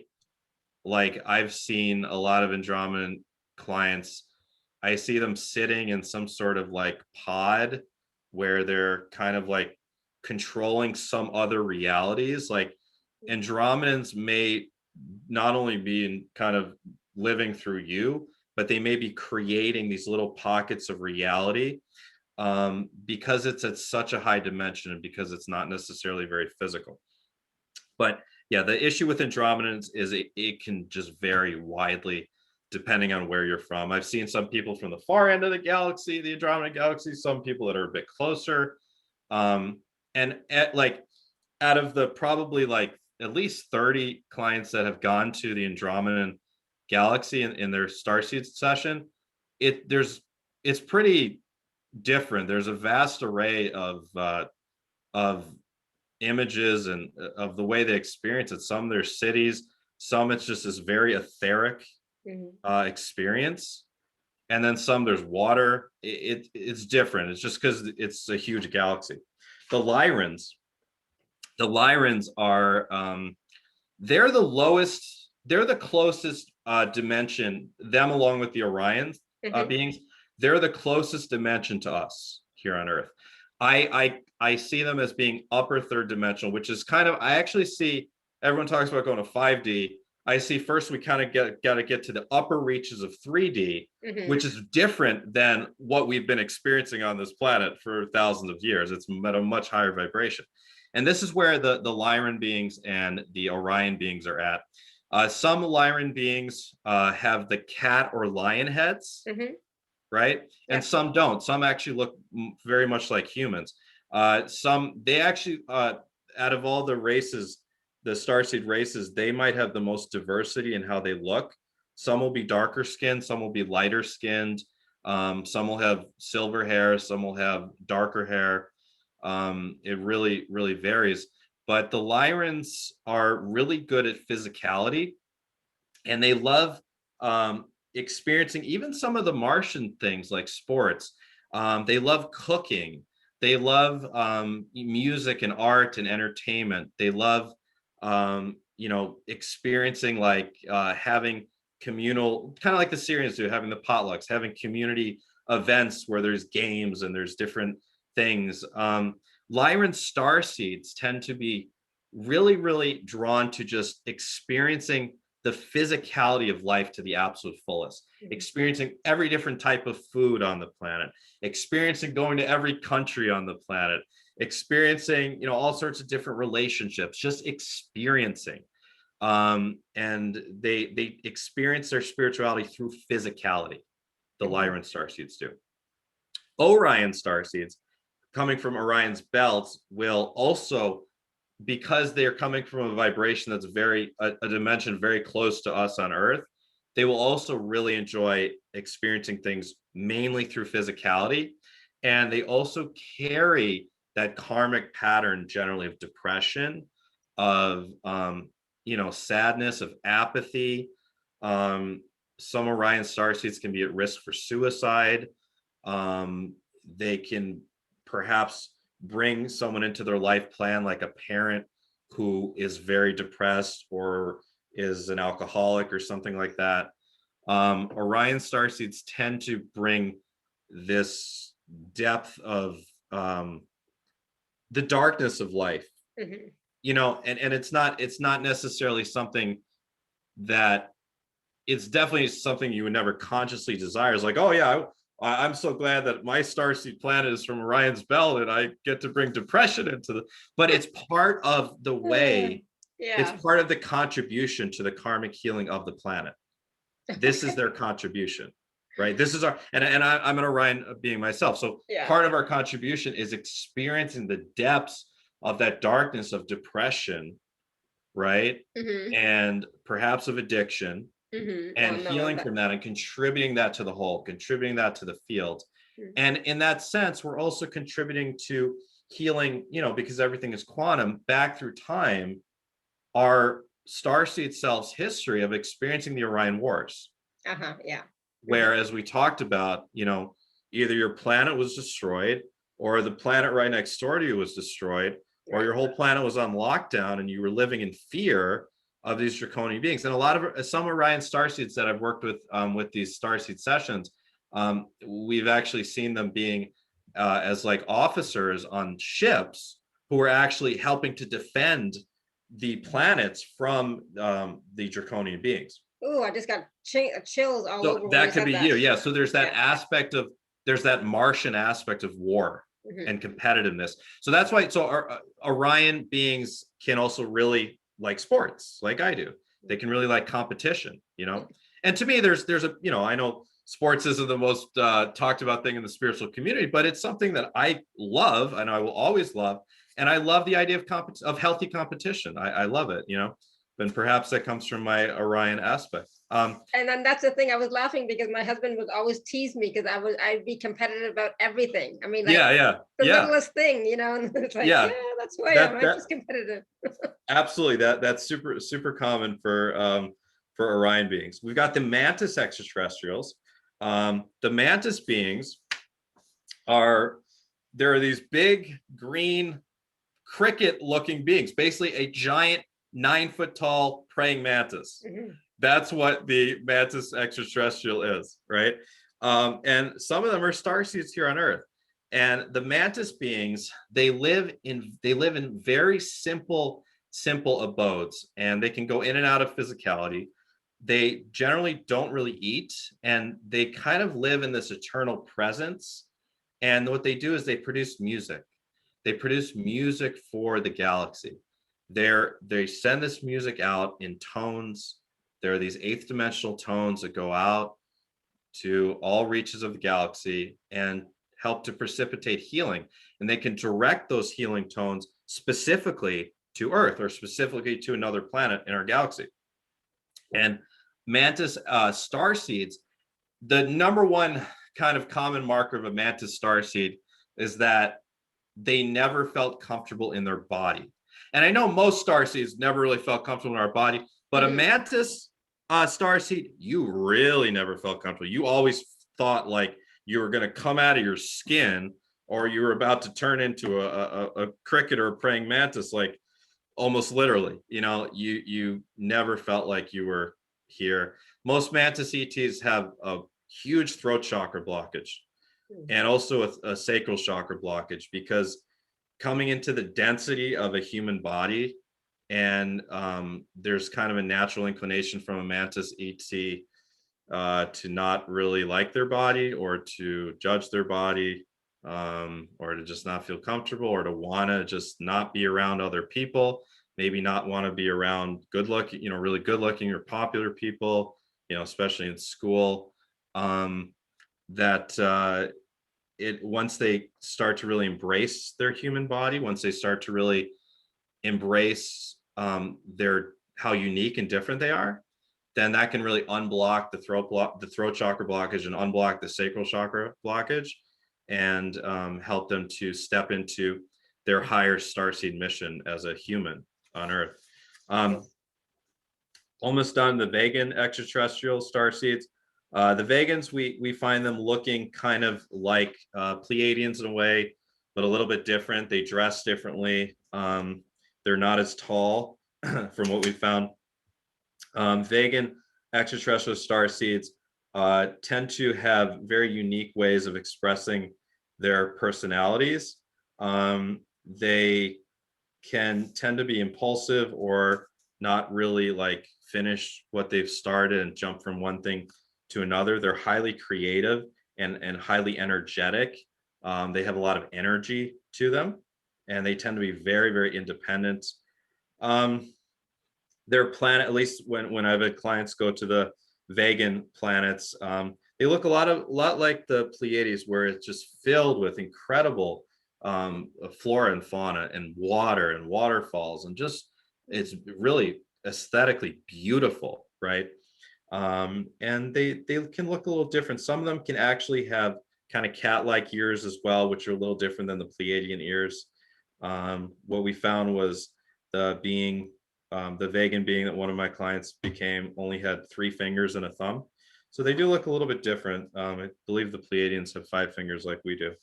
The Essassani, which for those of you who are familiar with Bashar, you know about the Essassani. And they supposedly, at least according to Bashar, and honestly, in any of I think I've only had 2 clients go to Essassani planets, but we haven't found it to be anything contradictory to anything he's channeled through. He says that they're in our galaxy, but operating at a different frequency, where it can't be seen. It's an invisible planet. I'm not sure, but I do at this point believe that to be probably true. They like to come in saucers, flying saucers interdimensionally, and they'll kind of visit Earth.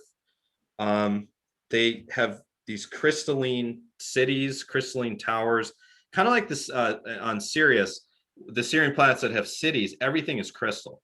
Everything is crystal, and that's another like main sign of Syrian starseeds being obsessed with, especially quartz. And I'm totally obsessed with quartz. I've been everywhere. There you go. Yeah. They're everywhere. But and kind of naturally having this gift of working with crystals to heal. And it's kind of similar to that on the Essassani planets, which we found. Just everything is crystal, and there's different sorts of animals. but yeah, only a couple clients have went there, so I don't have a whole lot of research about the SSI. The Yael, same thing. I don't have a whole lot of research on that. Only one client went there, but the Yael are supposedly supposed to be the beings that have been imbued by the Galactic Federation with the responsibility of making official first contact with us, and it'll likely be in the United States, and it will likely be, I do believe, within the next 10 years. Amazingly, right? Wow. But it will be, the Yael are responsible for the Phoenix Lights of, I think it was 2002 or 2003. You can go on YouTube and type in the Phoenix Lights, maybe 98. It was around the turn of the millennium. And there was an unmistakable UFO show, flying in wing, and the military didn't know what it was. It was all over the news. Many people videoed it. That was the Yael, who were flying over Phoenix and kind of announcing their presence right around the turn of the millennium. Oh, wow. And I think that's about it as far as what I actually have researched for. And then there's people that come from outside of our galaxy, not in the Andromedan galaxy, and we find out new types of civilizations all the time. Some of them are from a close galaxy, like the Spiral Galaxy. Some of them are from a galaxy none of us have ever heard of, perhaps billions of light years away. And it is also possible to not come here from being a physical or a non-physical being. It can also be possible in rare cases, and I did one client who I saw this. They came here as actually a planet. The planet themselves incarnates into a being here while still being a planet. And it's also possible for a galaxy itself to come here. And again, that book, the Expansion for Ascending Consciousness book, is great. Yeah, question, can you be a combination of more than one starseed? Absolutely. And it's actually very common. I would say out of all the starseed discovery journeys I've done, probably 50% of people are just from one place and 50% are from multiple places. And to be from multiple places, as I said before, it's either because your true consciousness, your starseed soul has ascended, let's say, for example, ascended through the Pleiades, then through Sirius, then maybe to Arcturus, and that can happen. So you have that history of all three, and maybe you came directly from Arcturus. For some, it's because you may have actually multiple souls working through you. Wow. Yeah. So Whew, that's a lot. Yeah. So for those of you who, caught all of that, what from all the ones that Matthew mentioned, which starseed do you think you are?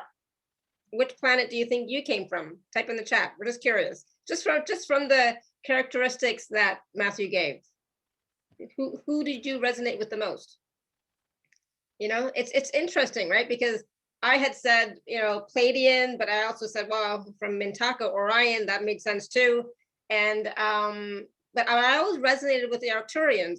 I'm not a numbers person at all, at all, but I always resonated with their energy, Yeah, and you know what? Another piece of the puzzle here is that sometimes people aren't from a place, but they've been there. Mm-hmm. So, for example, let's say you could be a Pleiadian being and you went on a diplomatic mission to the Arcturus star. Mm-hmm.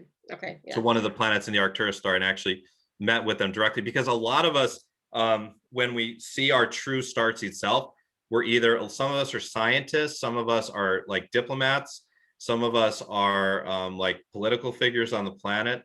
A lot of us are very well respected on the planet because you do need to reach a certain level of consciousness and of spiritual evolution. Not everyone on a planet is going to be at the same levels of conscious evolution, just like here. Yeah. You do need to reach a certain level in order to actually even be able to become a starseed, because it's a very complex and perhaps difficult spiritual process to fractalize and create a new piece of oneself consciously, right? And then you're now operating two beings at once. It's like playing a video game where you're just enjoying playing the game, you're beating the different levels, and then you're like, you know what? I think I got this. I'm going to play a second game at the same time. And so you start playing a second game at the exact same time. You're like, well, how am I going to do this?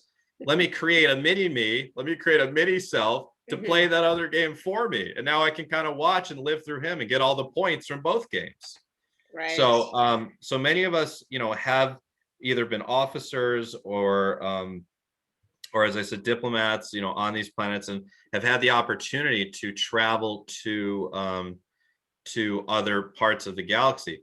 So a lot of us, what we find is, it's interesting. I rarely find someone who, I don't even know if I can think of one, who when they see their true starseed self, it's like a very old person. And now, you know, aging is very different in the upper dimensions. A lot of times you just basically stop aging. Yeah. But a lot of times what we find, it's like almost what we would call a teenager or someone in their 20s or 30s here, like, you know, in relation to our relatively short, you know, 80 to 100-year lifetimes, where they're kind of at the prime of their physicality and at the prime of like what their career, you know, would be. You know, most people reach the peaks of their, well, that's not true. A lot of people reach it later, but the prime of their physicality, at least. And at that point, like that's when they're becoming a starseed. And I'm sure there's I probably don't remember, first of all, because I've done so many of these, and I'm sure there also are, you know, a lot of people who are old, more elderly beings, but I find a lot of us seem to be in middle age or younger in our starseed bodies. It's interesting, and because, you know, we some of us who are older than you, Matthew, we've been on this journey for a while. Yeah. And but you know, I know for myself, I started early, like 2022, but I resisted. I was, there's so much resistance. Like, I don't want to be like my dad. I don't want to be like this. I don't want to be like that. I'm just gonna fight it, you know. And then when I actually started, probably 2001 ish, or 2010, maybe, anyway, somewhere there.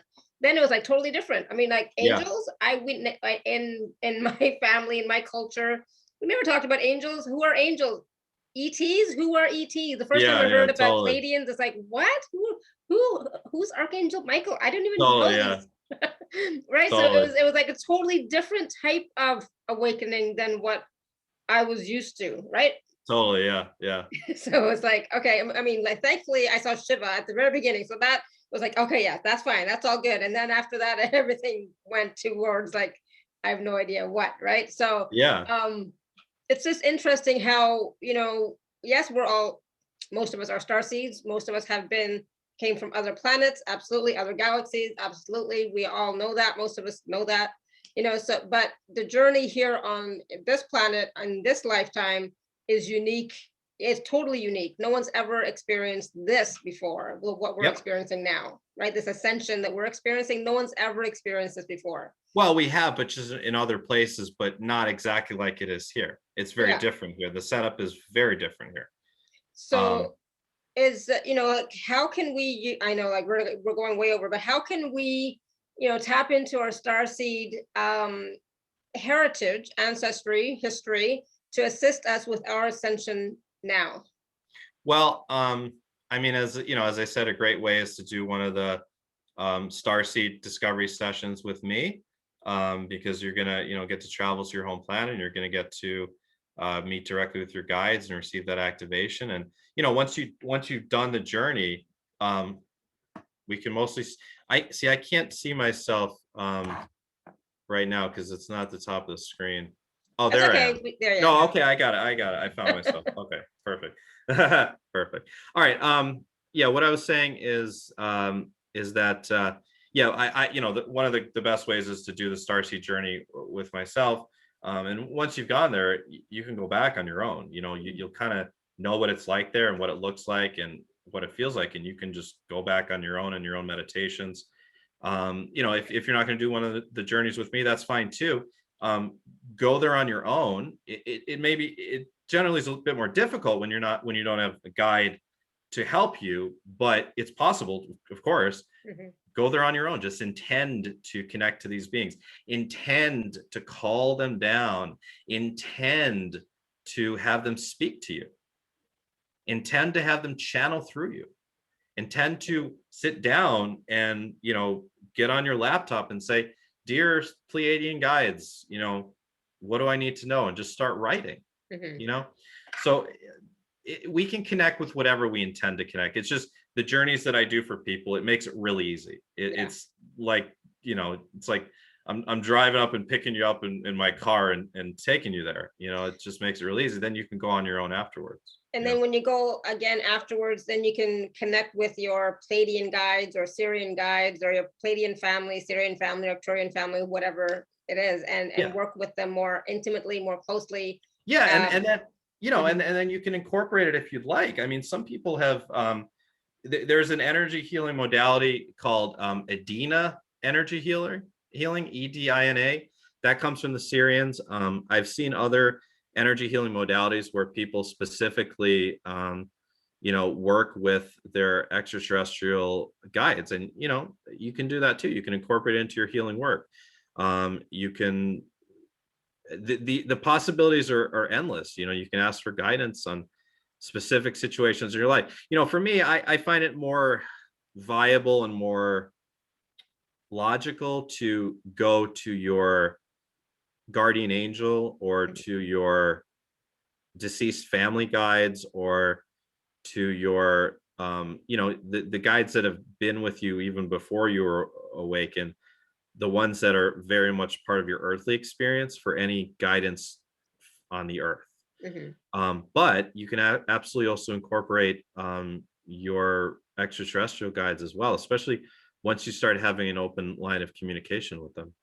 So, I mean, I work with the Pleiadians, the Syrians, the Arcturians in my healing work, right? Yeah, exactly. Yeah, beautiful. That's great. Yeah. I'm not from there. That's so cool too. Yeah. But, I think that's super cool. Yeah. Go ahead. Did you want me to do a reading on you, and then we could do a reading on a couple? And also, if we don't mind, before we wrap up, if we could just go over the special offer package. So do you want to go over the special offer package first? So, and then we'll do a couple of readings. Yeah. So I'm just going to put the link in the chat. So it's alara.at/show/Matthew 3. And I'm going to put that in the chat. So Matthew, if you can just talk about that for a minute. And I'll be right back. I think my dog is like barking for some reason. Okay. Well, I've got two myself, so I totally understand. I'll hold the fort down. Don't worry. One sec. Great. So there's 3 different levels of packages that you can purchase exclusively through Alara's page that she set up for me. Not anything you can find on my website. These are special offer packages, up to 67% off the value. And there's package A, which includes 13 of my webinars and courses. It's over 30 hours of content. Some is audio content, some is video content. And I'm going to go over each of the courses that you get. You get my All About Angels, Archangels, Ascended Masters, and Spirit Guide Master Empowerment course. And this is a great way for us to connect with. Thank you, Joseph. Joseph, you're the man. I know you're doing some energetic thing to with the dollar bill there. I'm sorry. Thank you. Okay.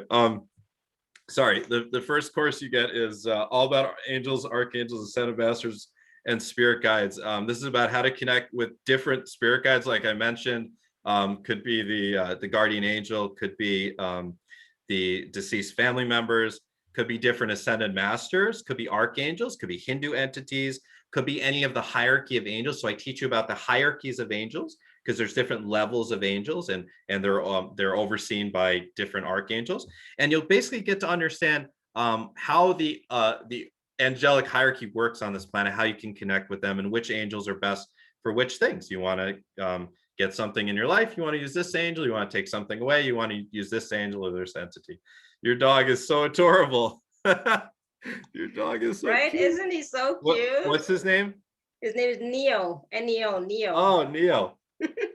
Yeah, and he wasn't barking. He was just lying there on the couch, like, I'm fine, mommy. It's like, okay.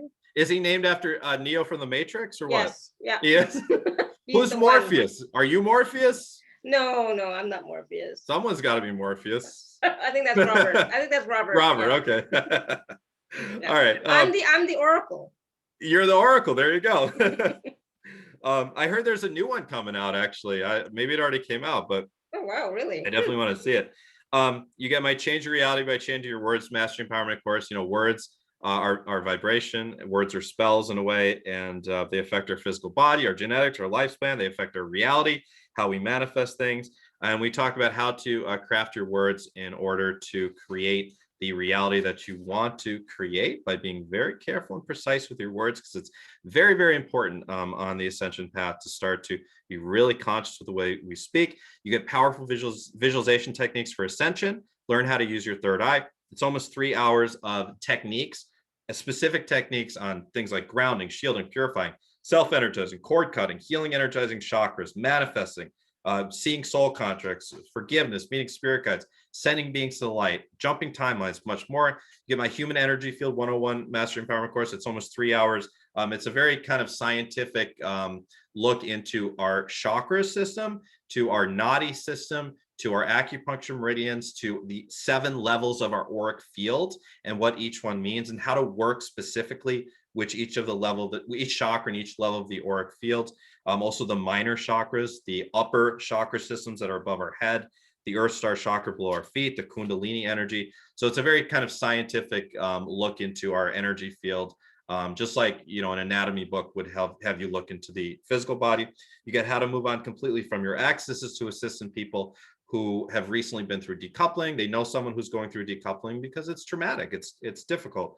And this will help them to understand what's happening on a soul level when decouplings occur, and how to best move on, how to learn from it, how to take the wisdom from that relationship and create it into you being a more healed and more ascended person.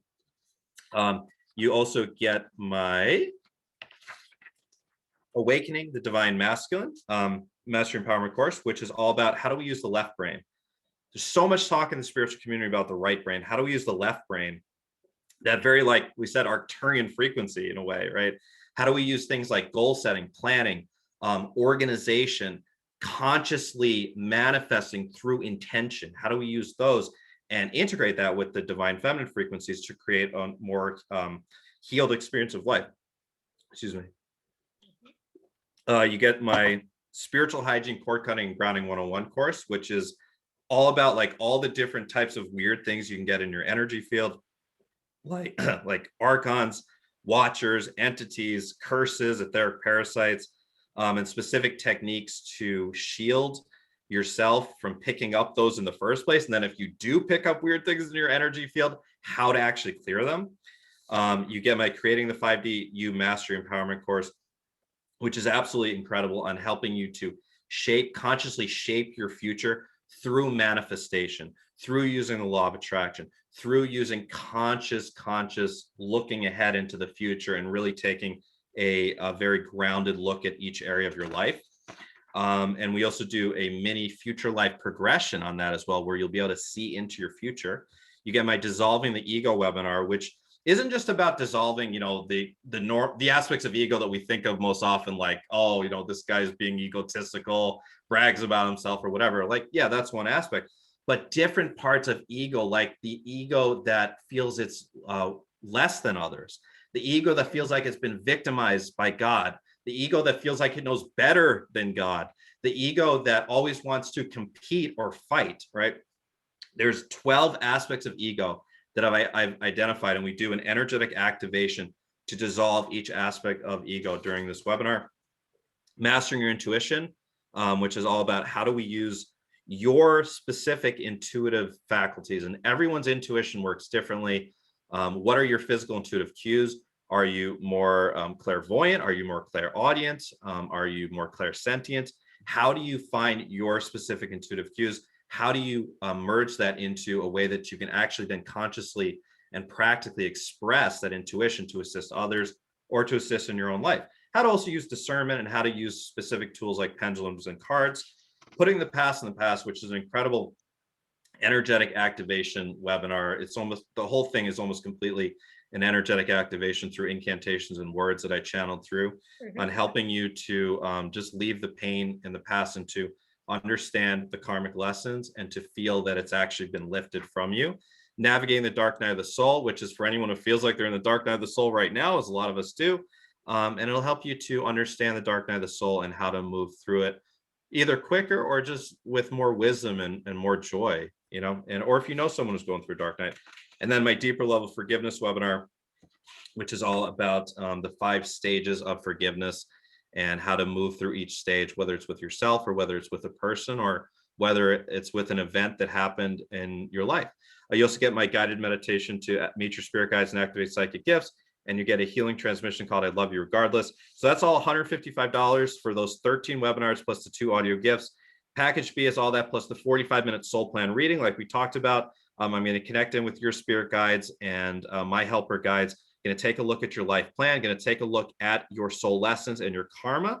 And I'm going to take a look at specifically your future as well. And I'll see highest possible timeline. I'll also see most likely timeline because they're not necessarily the same. And I'll let you know what sort of obstacles or things to look out for in your future as well.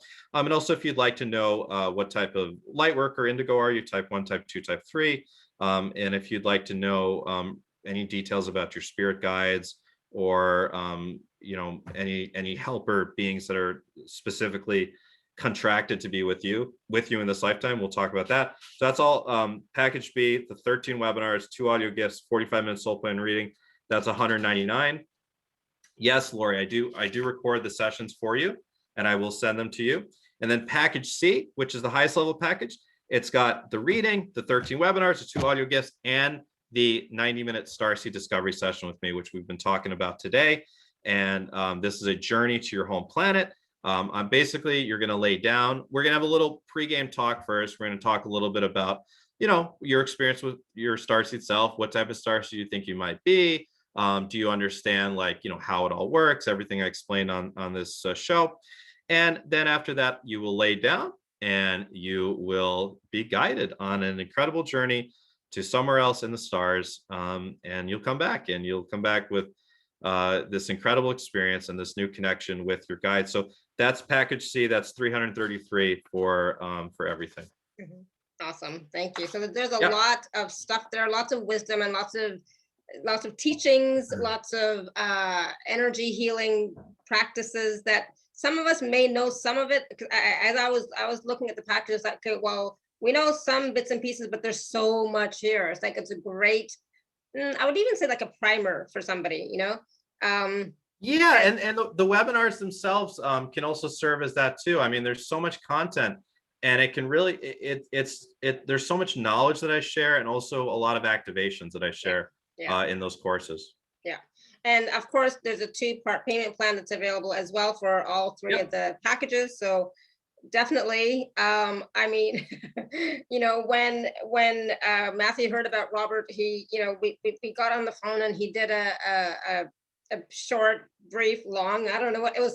It was like so much, you know, like it was like a mini intuitive reading, medical intuitive reading, and a soul plan reading for Robert and me combined. It was like, it was like, oh my God. I mean, like, it's like, this guy doesn't even know me and he's like spot on. It's like, oh my. Yeah. And sometimes, you know, like sometimes I'll talk a little fast. There's just so much information coming in and, you know, but you were like spot on with everything that you said. You know, it's like, oh my God. It's like, how does he know that? And it's like, yeah, it was amazing, you know. And of course, you know, Robert, like I said, I told you, is doing so much better now, and we're just counting the days so he can come home. But he's like, yes, it's him, you know. It's like, so yeah, it might still be a little while, like you said, but you know, and there will be more work to be done once he is home, you know, of course, like we talked about for both of you. Much better. So yes.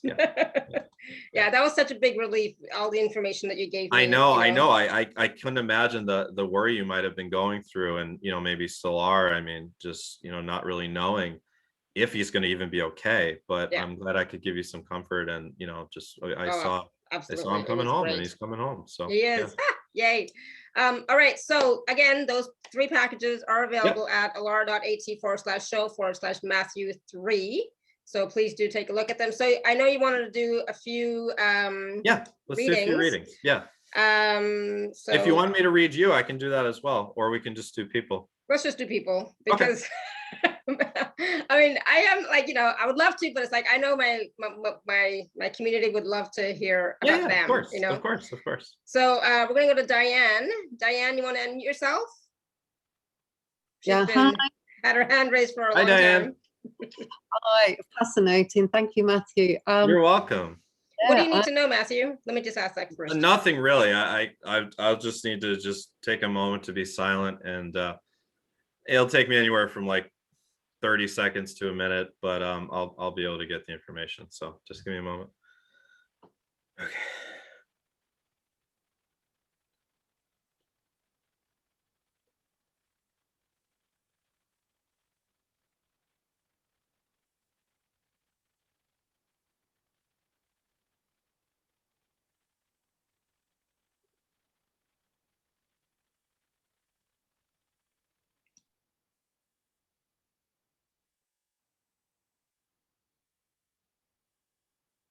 So Diane, I see you primarily being from Lyra.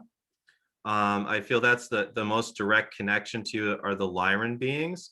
And I feel that you've had, there's been expeditions to Vega, which is near Lyra, I believe, and to the Pleiades as well.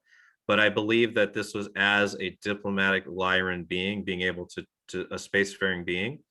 But I do feel Lyra being the primary for you. Thank you. And my mission, is just that. Is it the? Well, that's a complex question, but I'll anything I can pick up. I feel it's working with the earth in some way, so it's plants, perhaps, could be animals. It's working with the environment, so it's something environmental. The way that you relate to the environment, what you can contribute to the environment. So I don't know if that makes sense. I mean, you do have a background behind you with grass, so you know, I guess that makes sense. But any way that you you know, like plants especially is what I'm feeling. Thank you. Mm-hmm. Good. Thank you, Diane. Good. Hold on 1 second. So we're gonna go to oops, hold on. Phyllis, do you want to unmute yourself? Oh gosh, thank you so much. I just wondering. Hi, Phyllis. I feel like I'm looking down at you, though. You are, because I look thinner that way. Oh, I just don't even worry about that. I was just wondering if I was from anywhere. Well, I hope you're from somewhere, or else you wouldn't Well, you know what exist. I mean. Okay. All right. Give me a moment. All right. Where's Phyllis?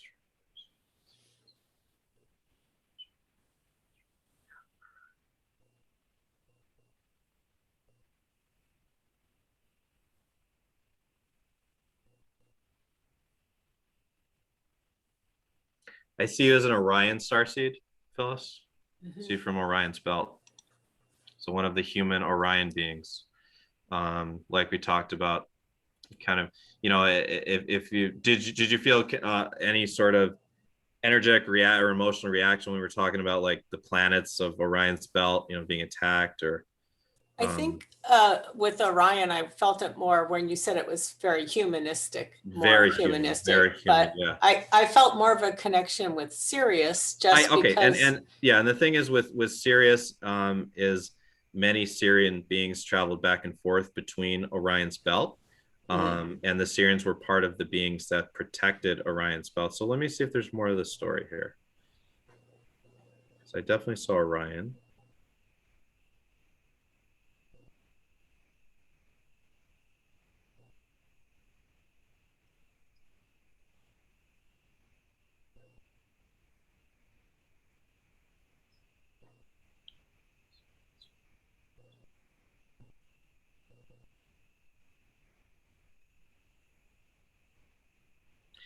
Okay. I believe what I'm seeing is that the Syrian part of you is the most ascended part of your soul self, that from there created the experience of actually incarnating as a physical human Orion being and also the earth being. So actually, yeah, that was spot on by you. The Syrian self is the higher aspect even than the Orion being. So I would say you're Syrian and Orion. Great. Thank you so much. I appreciate it. Yeah, you're It's welcome. such a fun talk. It is. Yeah, I agree. Awesome. Thank you, Phyllis. Okay, we're gonna go to Letty. Letty, you want to unmute yourself? Hi. Hi. Hi. Hi, Matthew. Hi, Letty. I'm guessing you want to know where you're from, so hold on.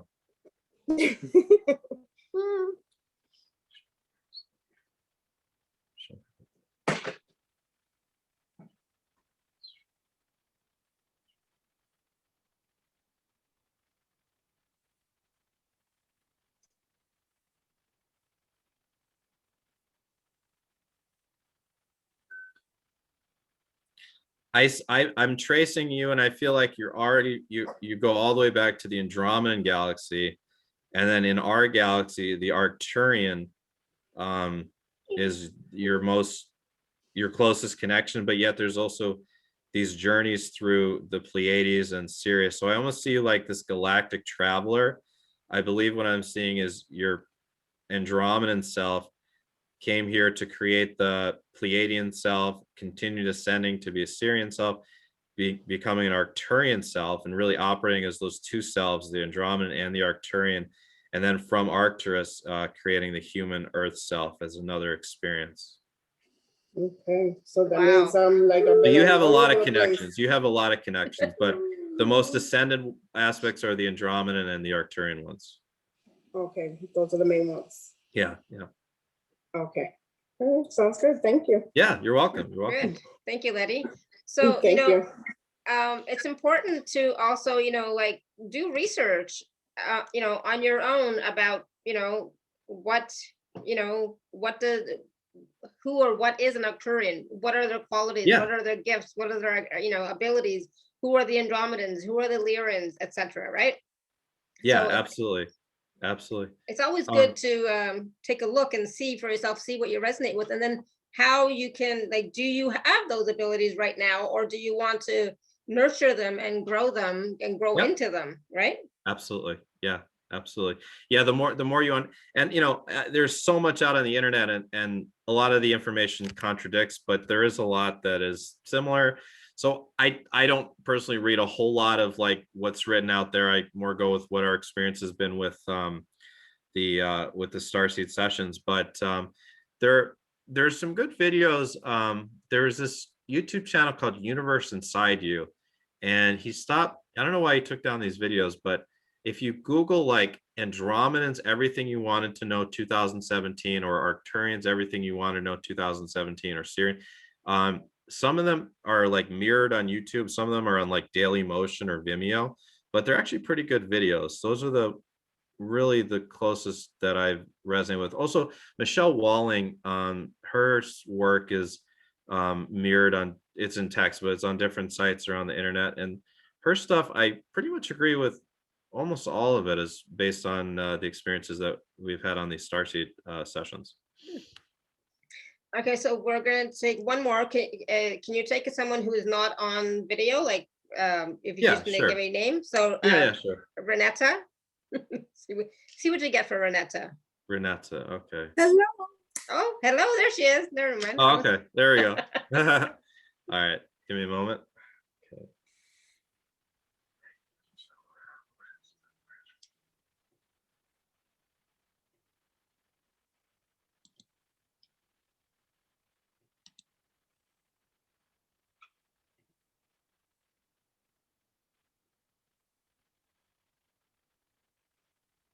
So Renetta, I get a very Pleiadian vibration and vision with you. Very Pleiadian. And also I could tell you, you've definitely been Lemurian, and you've definitely had a lot of indigenous lifetimes here on the planet. And part of your soul mission is like kind of the shamanic and the keeping the indigenous aspects of spirituality alive, in a sense. But as far as your starseed self, the Pleiadians, yeah, would be your connection. Thank you. You're welcome. Good. So focus on that. Okay. Research Pleiadians and Look at their qualities and abilities and gifts and etc. Okay, don't focus on the other thing that you texted me about. She thought she was maybe Orion. It's like, no, maybe not. No, I didn't pick up that. But sometimes you know, a lot of us that were at the end of the Lemurian experience, Mhm. a lot of us also have the memories, the cellular memories of that pain Right. Yeah. of you know, because Lemurian Atlantis ended in a nuclear war. Mhm. That was the great flood that's in the Bible. Mhm. And a lot of us carry that pain. Actually, in several of my past life regressions, I've had people see the end of Lemuria. I've seen it just on my own in a meditation once, and I've had a couple of people actually experience it. One, they just died and they were taken to these pods like above the planet. The Pleiadians had these ships, and then one, they were actually taken on a ship right before it happened to the inner Earth, and then they were an inner Earth being, and they kept kind of reincarnating as an inner Earth being. Mhm. And those are, you know, our the Agarthan friends that we Mhm. have under the surface. Those are the ones Um, in Talos as well. yeah, Mhm. exactly. Yeah. Yeah. So yeah, so a lot of us, whether we were Orion beings or not, we may have this deep sense of pain and tendencies towards depression that may come from the Lemurian experience Yeah. on here on Okay. Earth. Yeah. Yeah. That makes sense. I got goosebumps all over for Yeah, that. definitely. Renata. Yeah. Yeah. Yeah, beautiful. I mean, not beautiful that, you know, you're experiencing that sometimes, Renata, but it's, you know, we can see, we can track it, you know, Yes. to that. Yeah, and you know, and again, Pleiadians also, as I said, tend to have difficult life plans. So whatever has been in Renata's life plan, you know, especially stuff that might have to do with relationships or family members or experiences from the past that were very hurtful, you know, it had to do with other people. Like that's very common amongst Pleiadians. So Mhm. I'm not laughing, Renata. I'm just, but it's like he's spot on, right? It's like, yeah, that totally makes sense. Yeah, I'm not laughing at her. It's like it's yeah, no, interesting I get what it. you're Yeah, for bringing up, sure. you know, Yeah. because like you don't know her at all, and like, Right. yeah, beautiful. I love it. Oh wow, that's wonderful. Thank you.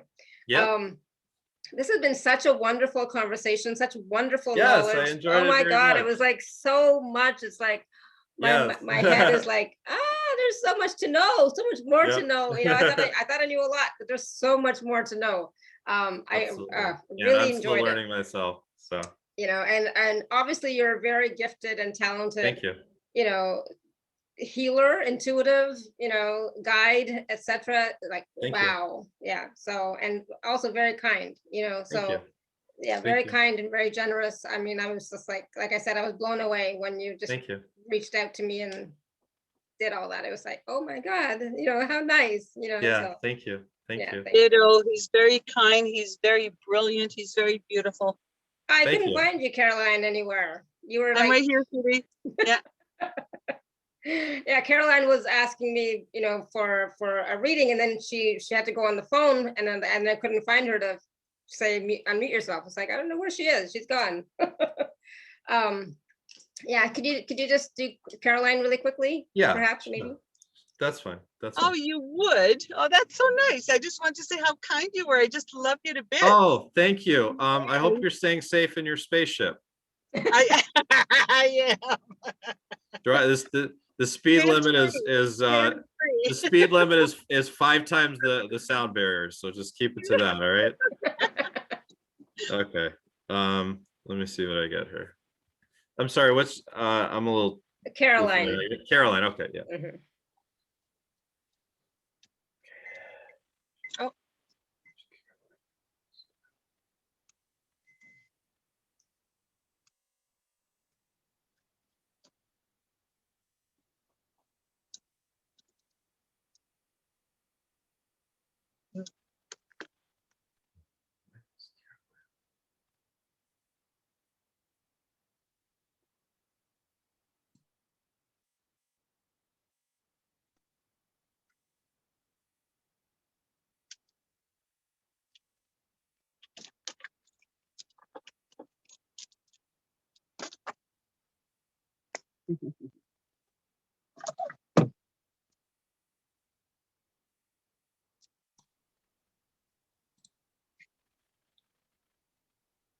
You know what's fascinating, Caroline? I'm just Me? gonna yes, I'm just gonna trust what I'm receiving here.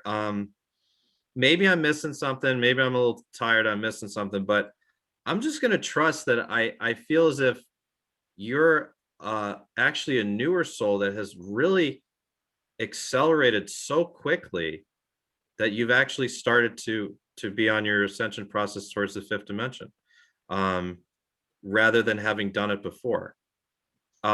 It's very rare. I haven't come across someone with your vibration in a long time. Maybe I can't remember one specifically.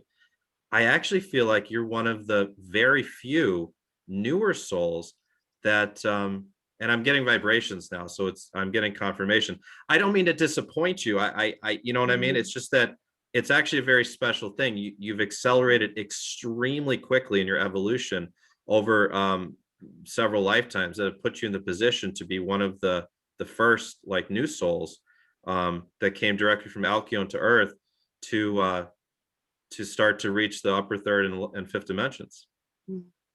So Wow, that's different. it is different. I didn't expect that. I'm just going with what I'm told. And again, when I receive vibrations, it's confirmation. So Wow. yeah, So sit with it, Caroline. See how that feels Oh, for I you. think, I've got tears, and I know these tears are tears of connection, right? good. So yeah, I Yeah. remember 3 months old, just sitting here wondering what is this place? Yeah. Yeah. What's interesting, you're not from this place. No one is from this place. Everyone is seated here from somewhere, coming from the center of the galaxy. But you have just evolved extremely quickly as a soul.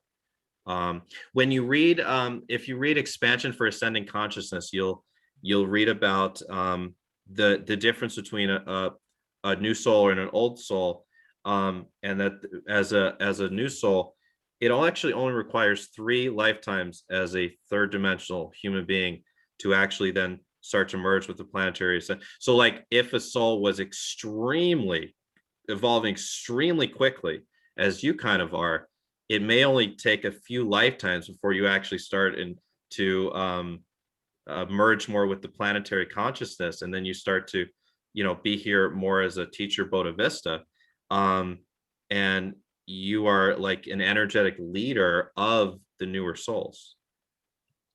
I have to buy a session. Yeah. Love you, brother. Yeah, thank you. Yeah, I hope that was helpful. Yeah. Yes, it was very heart opening. Good. If you feel that, then it must be true. It must be true. Okay. I love Well, it, I'm so Caroline. glad I got on. Yeah. Thank you. Yeah, I love it, Caroline. I know, right? Wow. Yeah. Okay. Yeah. Bye, Good. my sweet. Thank you. Bye. Drive carefully. That was fascinating to me. I haven't come across someone like that is not a starseed, but is so incredibly advanced. It's showing that actually how quickly the Earth souls are evolving, incredibly quickly. Like here she is, like at the same level as all of us starseeds, right? And now she's actually teaching all the other newer souls. It's fascinating. So that was wow. Yeah. I love it. What a wonderful gift, Caroline. That Wow. Absolutely. Wow. Yeah, it's very, very Right. unique, and it's so needed. We need more and more of the Earth souls to wake up and ascend quickly now. As the star seeds are being activated, we need all of the newer souls to, because that's really, if just the star seeds ascend on the planet, it's not enough. It's not enough, and our planet will fall victim to the draconians. The ascension it's guaranteed because of astrology, but in the linear point of time that we're in 2021, it ain't guaranteed, right? So what we need is more conscious evolution of both the starseeds and the newer souls to accelerate quickly, so we tip the planet, whoop, the light wins, So you're very special, unique, and you have a special place in this game. Very special, different in a way than some of us on the call, but special, very unique, and very much needed, and in a way more needed than what we're doing. You know. I agree. My soul agrees. Like I Yeah. feel Yeah. tingling happening at the Yeah, back me of my too. Yeah, head me too. right I now. feel it all over my body, which is Yeah, like the tingling is like, confirmation. Yeah. it's like all of my portals are opening right now. It's like Yep. I'm home, and it feels like truth. I could You just you have the same inherent abilities that any starseed does. It's just that you've learned them through the earth, which is incredible. You So- can talk to Lara. I've been on these shows for 15 years, and I Yeah. haven't, and I've been like reaching out, going, where the hell do I belong, kind of thing. Right. But I You have actually belong. You amazing belong gifts. here. Right. Yeah, and I have amazing gifts, and it's like what you're saying to me now. I can't tell you what's going on in my brain, in my body. It's just like my spine is realigning, kind of thing. Nice. I love it. I love Holy it. Good. moly. Oh, Good. yeah. Oh, it's beautiful, beautiful, beautiful. Oh, definitely getting a session. I'm so glad I got on. Oh, cool. Yeah. And if you do, if you want to do the package, instead of the Starseed session, we'll do a past life regression to see your Earth lifetimes. And you may have, certainly been in Lemurian Atlantis as well. But we'll see, Yeah, I definitely think so as well. Yeah, the dolphins have spoken to me from there. Yeah. Cool. Well, I have wonderful. not a package question, if I may. Yeah. If I buy a package for me and my husband for a session, can we do 2 sessions and like instead of 2 full packages? Is there some kind of arrangement we can do where we can both if you each wanted to do 1 session? Yeah, in the full package. Yeah, I don't see why not. We can figure something else. Just I'll talk to you, Lara. You could just just purchase it, and basically one of you will use the 45-minute session and one of you will use the 90-minute session. That's how we can do it. Oh, okay, great. Okay. Yeah. Perfect. Because there's no point both of you buying each package, because what are you going to do with because of the webinars. Yeah. Or I think that'll be fine. We'll just work it out like that. Yeah, I want to go all the way, and I feel like I'm going all the way in this lifetime. You are. And then you really become a part of the planetary we all are, but you start to actually consciously become that. What's that? I just got a jolt of electricity. There you go. Yeah, there you go. So work with the earth as much as possible. Work with especially the devic spirits, the nature spirits, the second dimensional divas. I have so much to tell you. Like every morning I tone to the water. Yes, perfect. And I send out special tones to the sun, to the water. Think of yourself as being like a shepherd of the earth, with the devic realm. Okay. Yeah. I love you. I love you. Yeah, I love you too. Wonderful. Thank you, Caroline. That was great. Bye, my sweet. Bye. I love it how Caroline says she's been on the show for 15 years. I've only been doing this since 2013, but okay. Okay. But it feels like 15 years. 2013 was a hell of a long time ago. I know, remember who I was then. Yeah. I'm not the same person I was then anyways. Yeah. So awesome. Shout out. I want to give a shout out to Joseph for doing whatever channeling or energy work he's been doing the whole time here. Man, I appreciate it. He's supporting the vibration. So absolutely. I never see him unless somebody points him out to me. But I can't help but notice. I find it wonderful. So thank you, brother. Yeah, Joseph lives here in Austria, but not near me, but about probably an hour or so away. But he's from Austria too. Gotcha. That's where I am. Wow. Do you want me to do you real quick or before we go? Sure. I told you an hour 45. We're gonna go 2:40. Whatever. I don't care. Like I'm as I tell my clients, I'm not good with time. I'm not a good time person. I'm often 5 minutes late to everything. and often things just go longer than intended with me. So Yeah. it is just. I know, and I was trying to keep this to an hour and 45 minutes. And Actually, like, I think oh, I was guess- 5 minutes late to this today as well. So I just figured you were having technical problems. I'm not at time. No, it was technical issues with my hair, to be honest, but it didn't end up making a difference. So, all right, let me. Yeah, my hair looks good. My hair is doing good stuff lately. Yeah, well, good. I can never figure out mine. All right, let me see what I got for you. All right.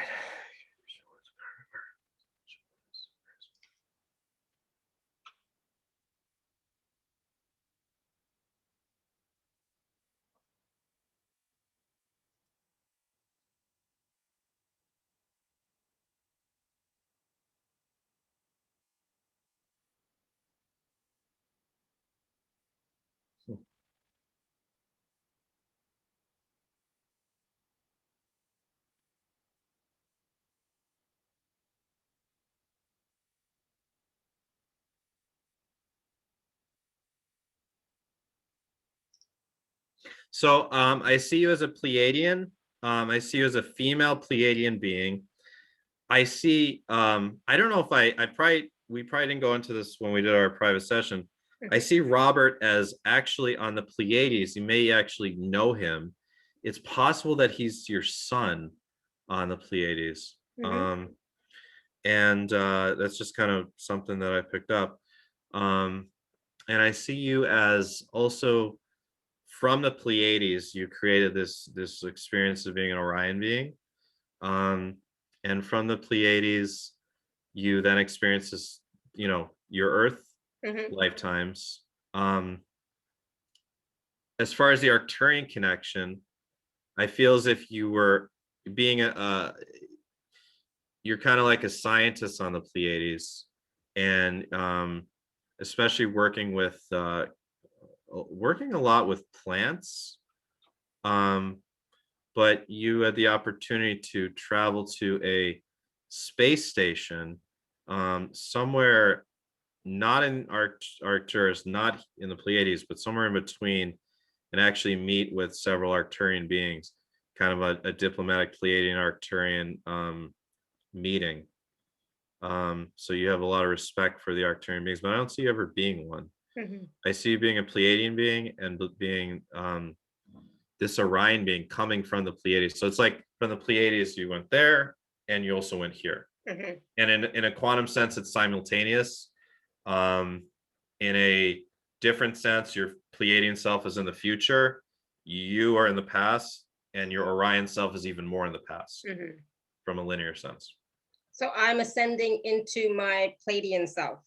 Back into your Pleiadian self. I mean, again, it's an expedition. It's like we already are, as Starseeds, you already are ascended.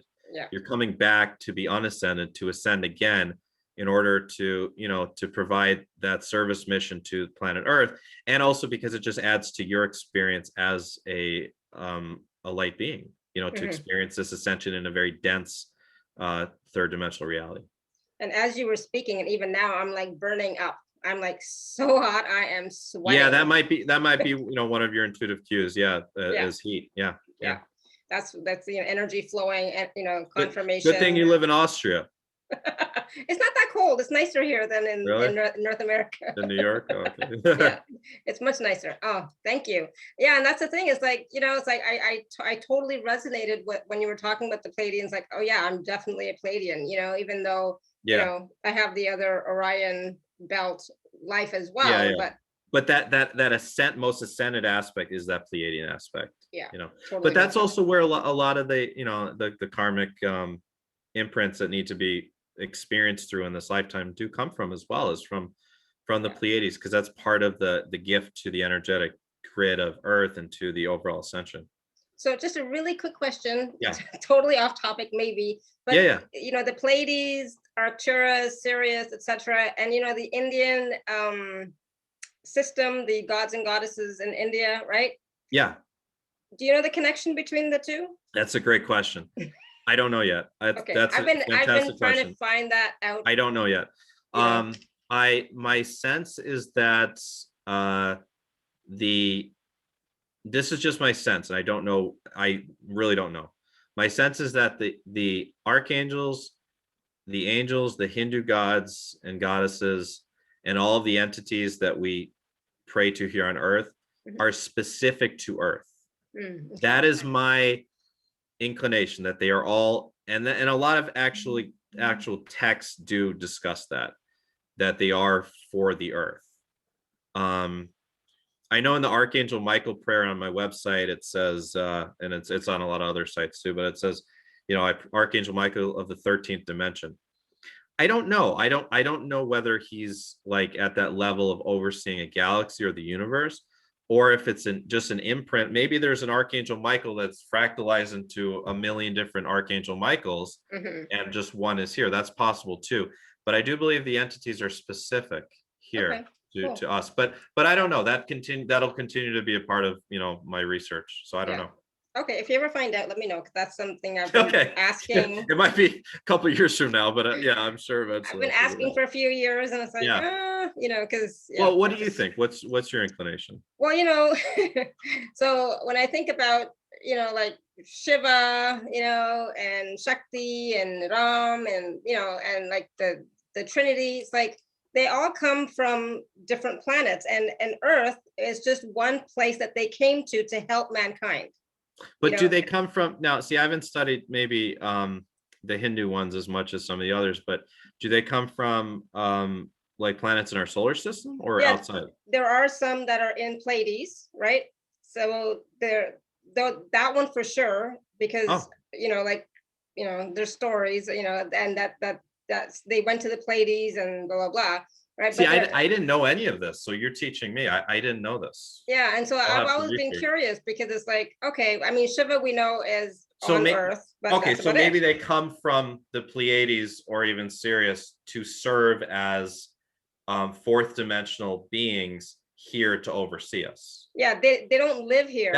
They just come to aid and assist, and then they go back. Okay. Other than Shiva, or we could say maybe like their essence, their fourth dimensional essence, like lies in the astral shell around Earth. Yeah. So I was just curious, because it's like, it's interesting that might be the next stage of my research. I really don't know. So thank you for sharing all that. I'm gonna want to look into what you said and researching it more. Look into it and find out. And let me know. Yeah. Thank you. Thank you. I've always been curious. So Barb says some archangels come from other universes to help. Archangel Christiel came through to help us. Okay. Mother Mary came from Venus. Could be, yeah. I don't know. I would love to know, like, if there's a book that talks about this stuff, or anything like that. I mean, like in Indian texts, they talk about people coming, the sages and the gods and goddesses coming from different planets and different realities. I didn't know this. Thank you. I had no idea. They travel in Vimanas, which are like spacecraft. They travel in spacecraft. Wow. And they talk about the space wars and Star Wars between the between planets. That's so cool. Okay, thank you. I didn't know any of this. Thank you. Yeah, so it's like I've always been curious, because it's like, I'm good. All right, I'm gonna have to look into this somehow. If you find a book on this, let me know. I'd love to look at it. More research for you to do. Definitely. and who knows, now that we've talked about it, maybe some of this stuff will come through in your readings that you do. Sure. Yeah. Yeah. Someone wrote Diana Cooper. So I talked about it in her books, and I have nothing from Diana Cooper. I've never read a single book, so I couldn't tell you. But Barb, if you say so, I will look it up too. Yeah, thank you. All right. Yes, thank you so much. I mean, Matthew, I know we've gone long, but this was such a wonderful show, such a wonderful conversation. Oh my goodness, I just absolutely loved it. Yes. Alara, can you recommend a book that mentions that? Oh, no. The Mahabharata, the Ramayana, the Vedas, they're all in Sanskrit, but I'm sure there's English translations. They're very hard to read. So as I've been looking too, right? But no, sorry, I don't. If I find something, I will let you know. I'll post it somewhere. Okay. Yeah. But thank you so much, Matthew. And again, the packages are available at alara.at/show/Matthew3. We're in March. All right. So please do take a look at those, book your sessions. Oh my God, get your readings. Oh, they'll be amazing. Absolutely amazing. Good. Good, you. good. This Thank you, was Matthew. awesome. Thank Yeah. you, Laura. I really enjoyed my time. Thank you. Good. Thank you so Thank you, much. everyone, for watching. And thank you so listening. much, everyone. Until next time, the recording will be out a little bit later. I have another call in a few minutes, but so it'll be out, but don't worry. Until next time, may you continue to be blessed with an abundance of joy, peace, love, happiness, prosperity, and radiant health. Sending you all much love and blessings always. Thank you. Bye for now. Bye.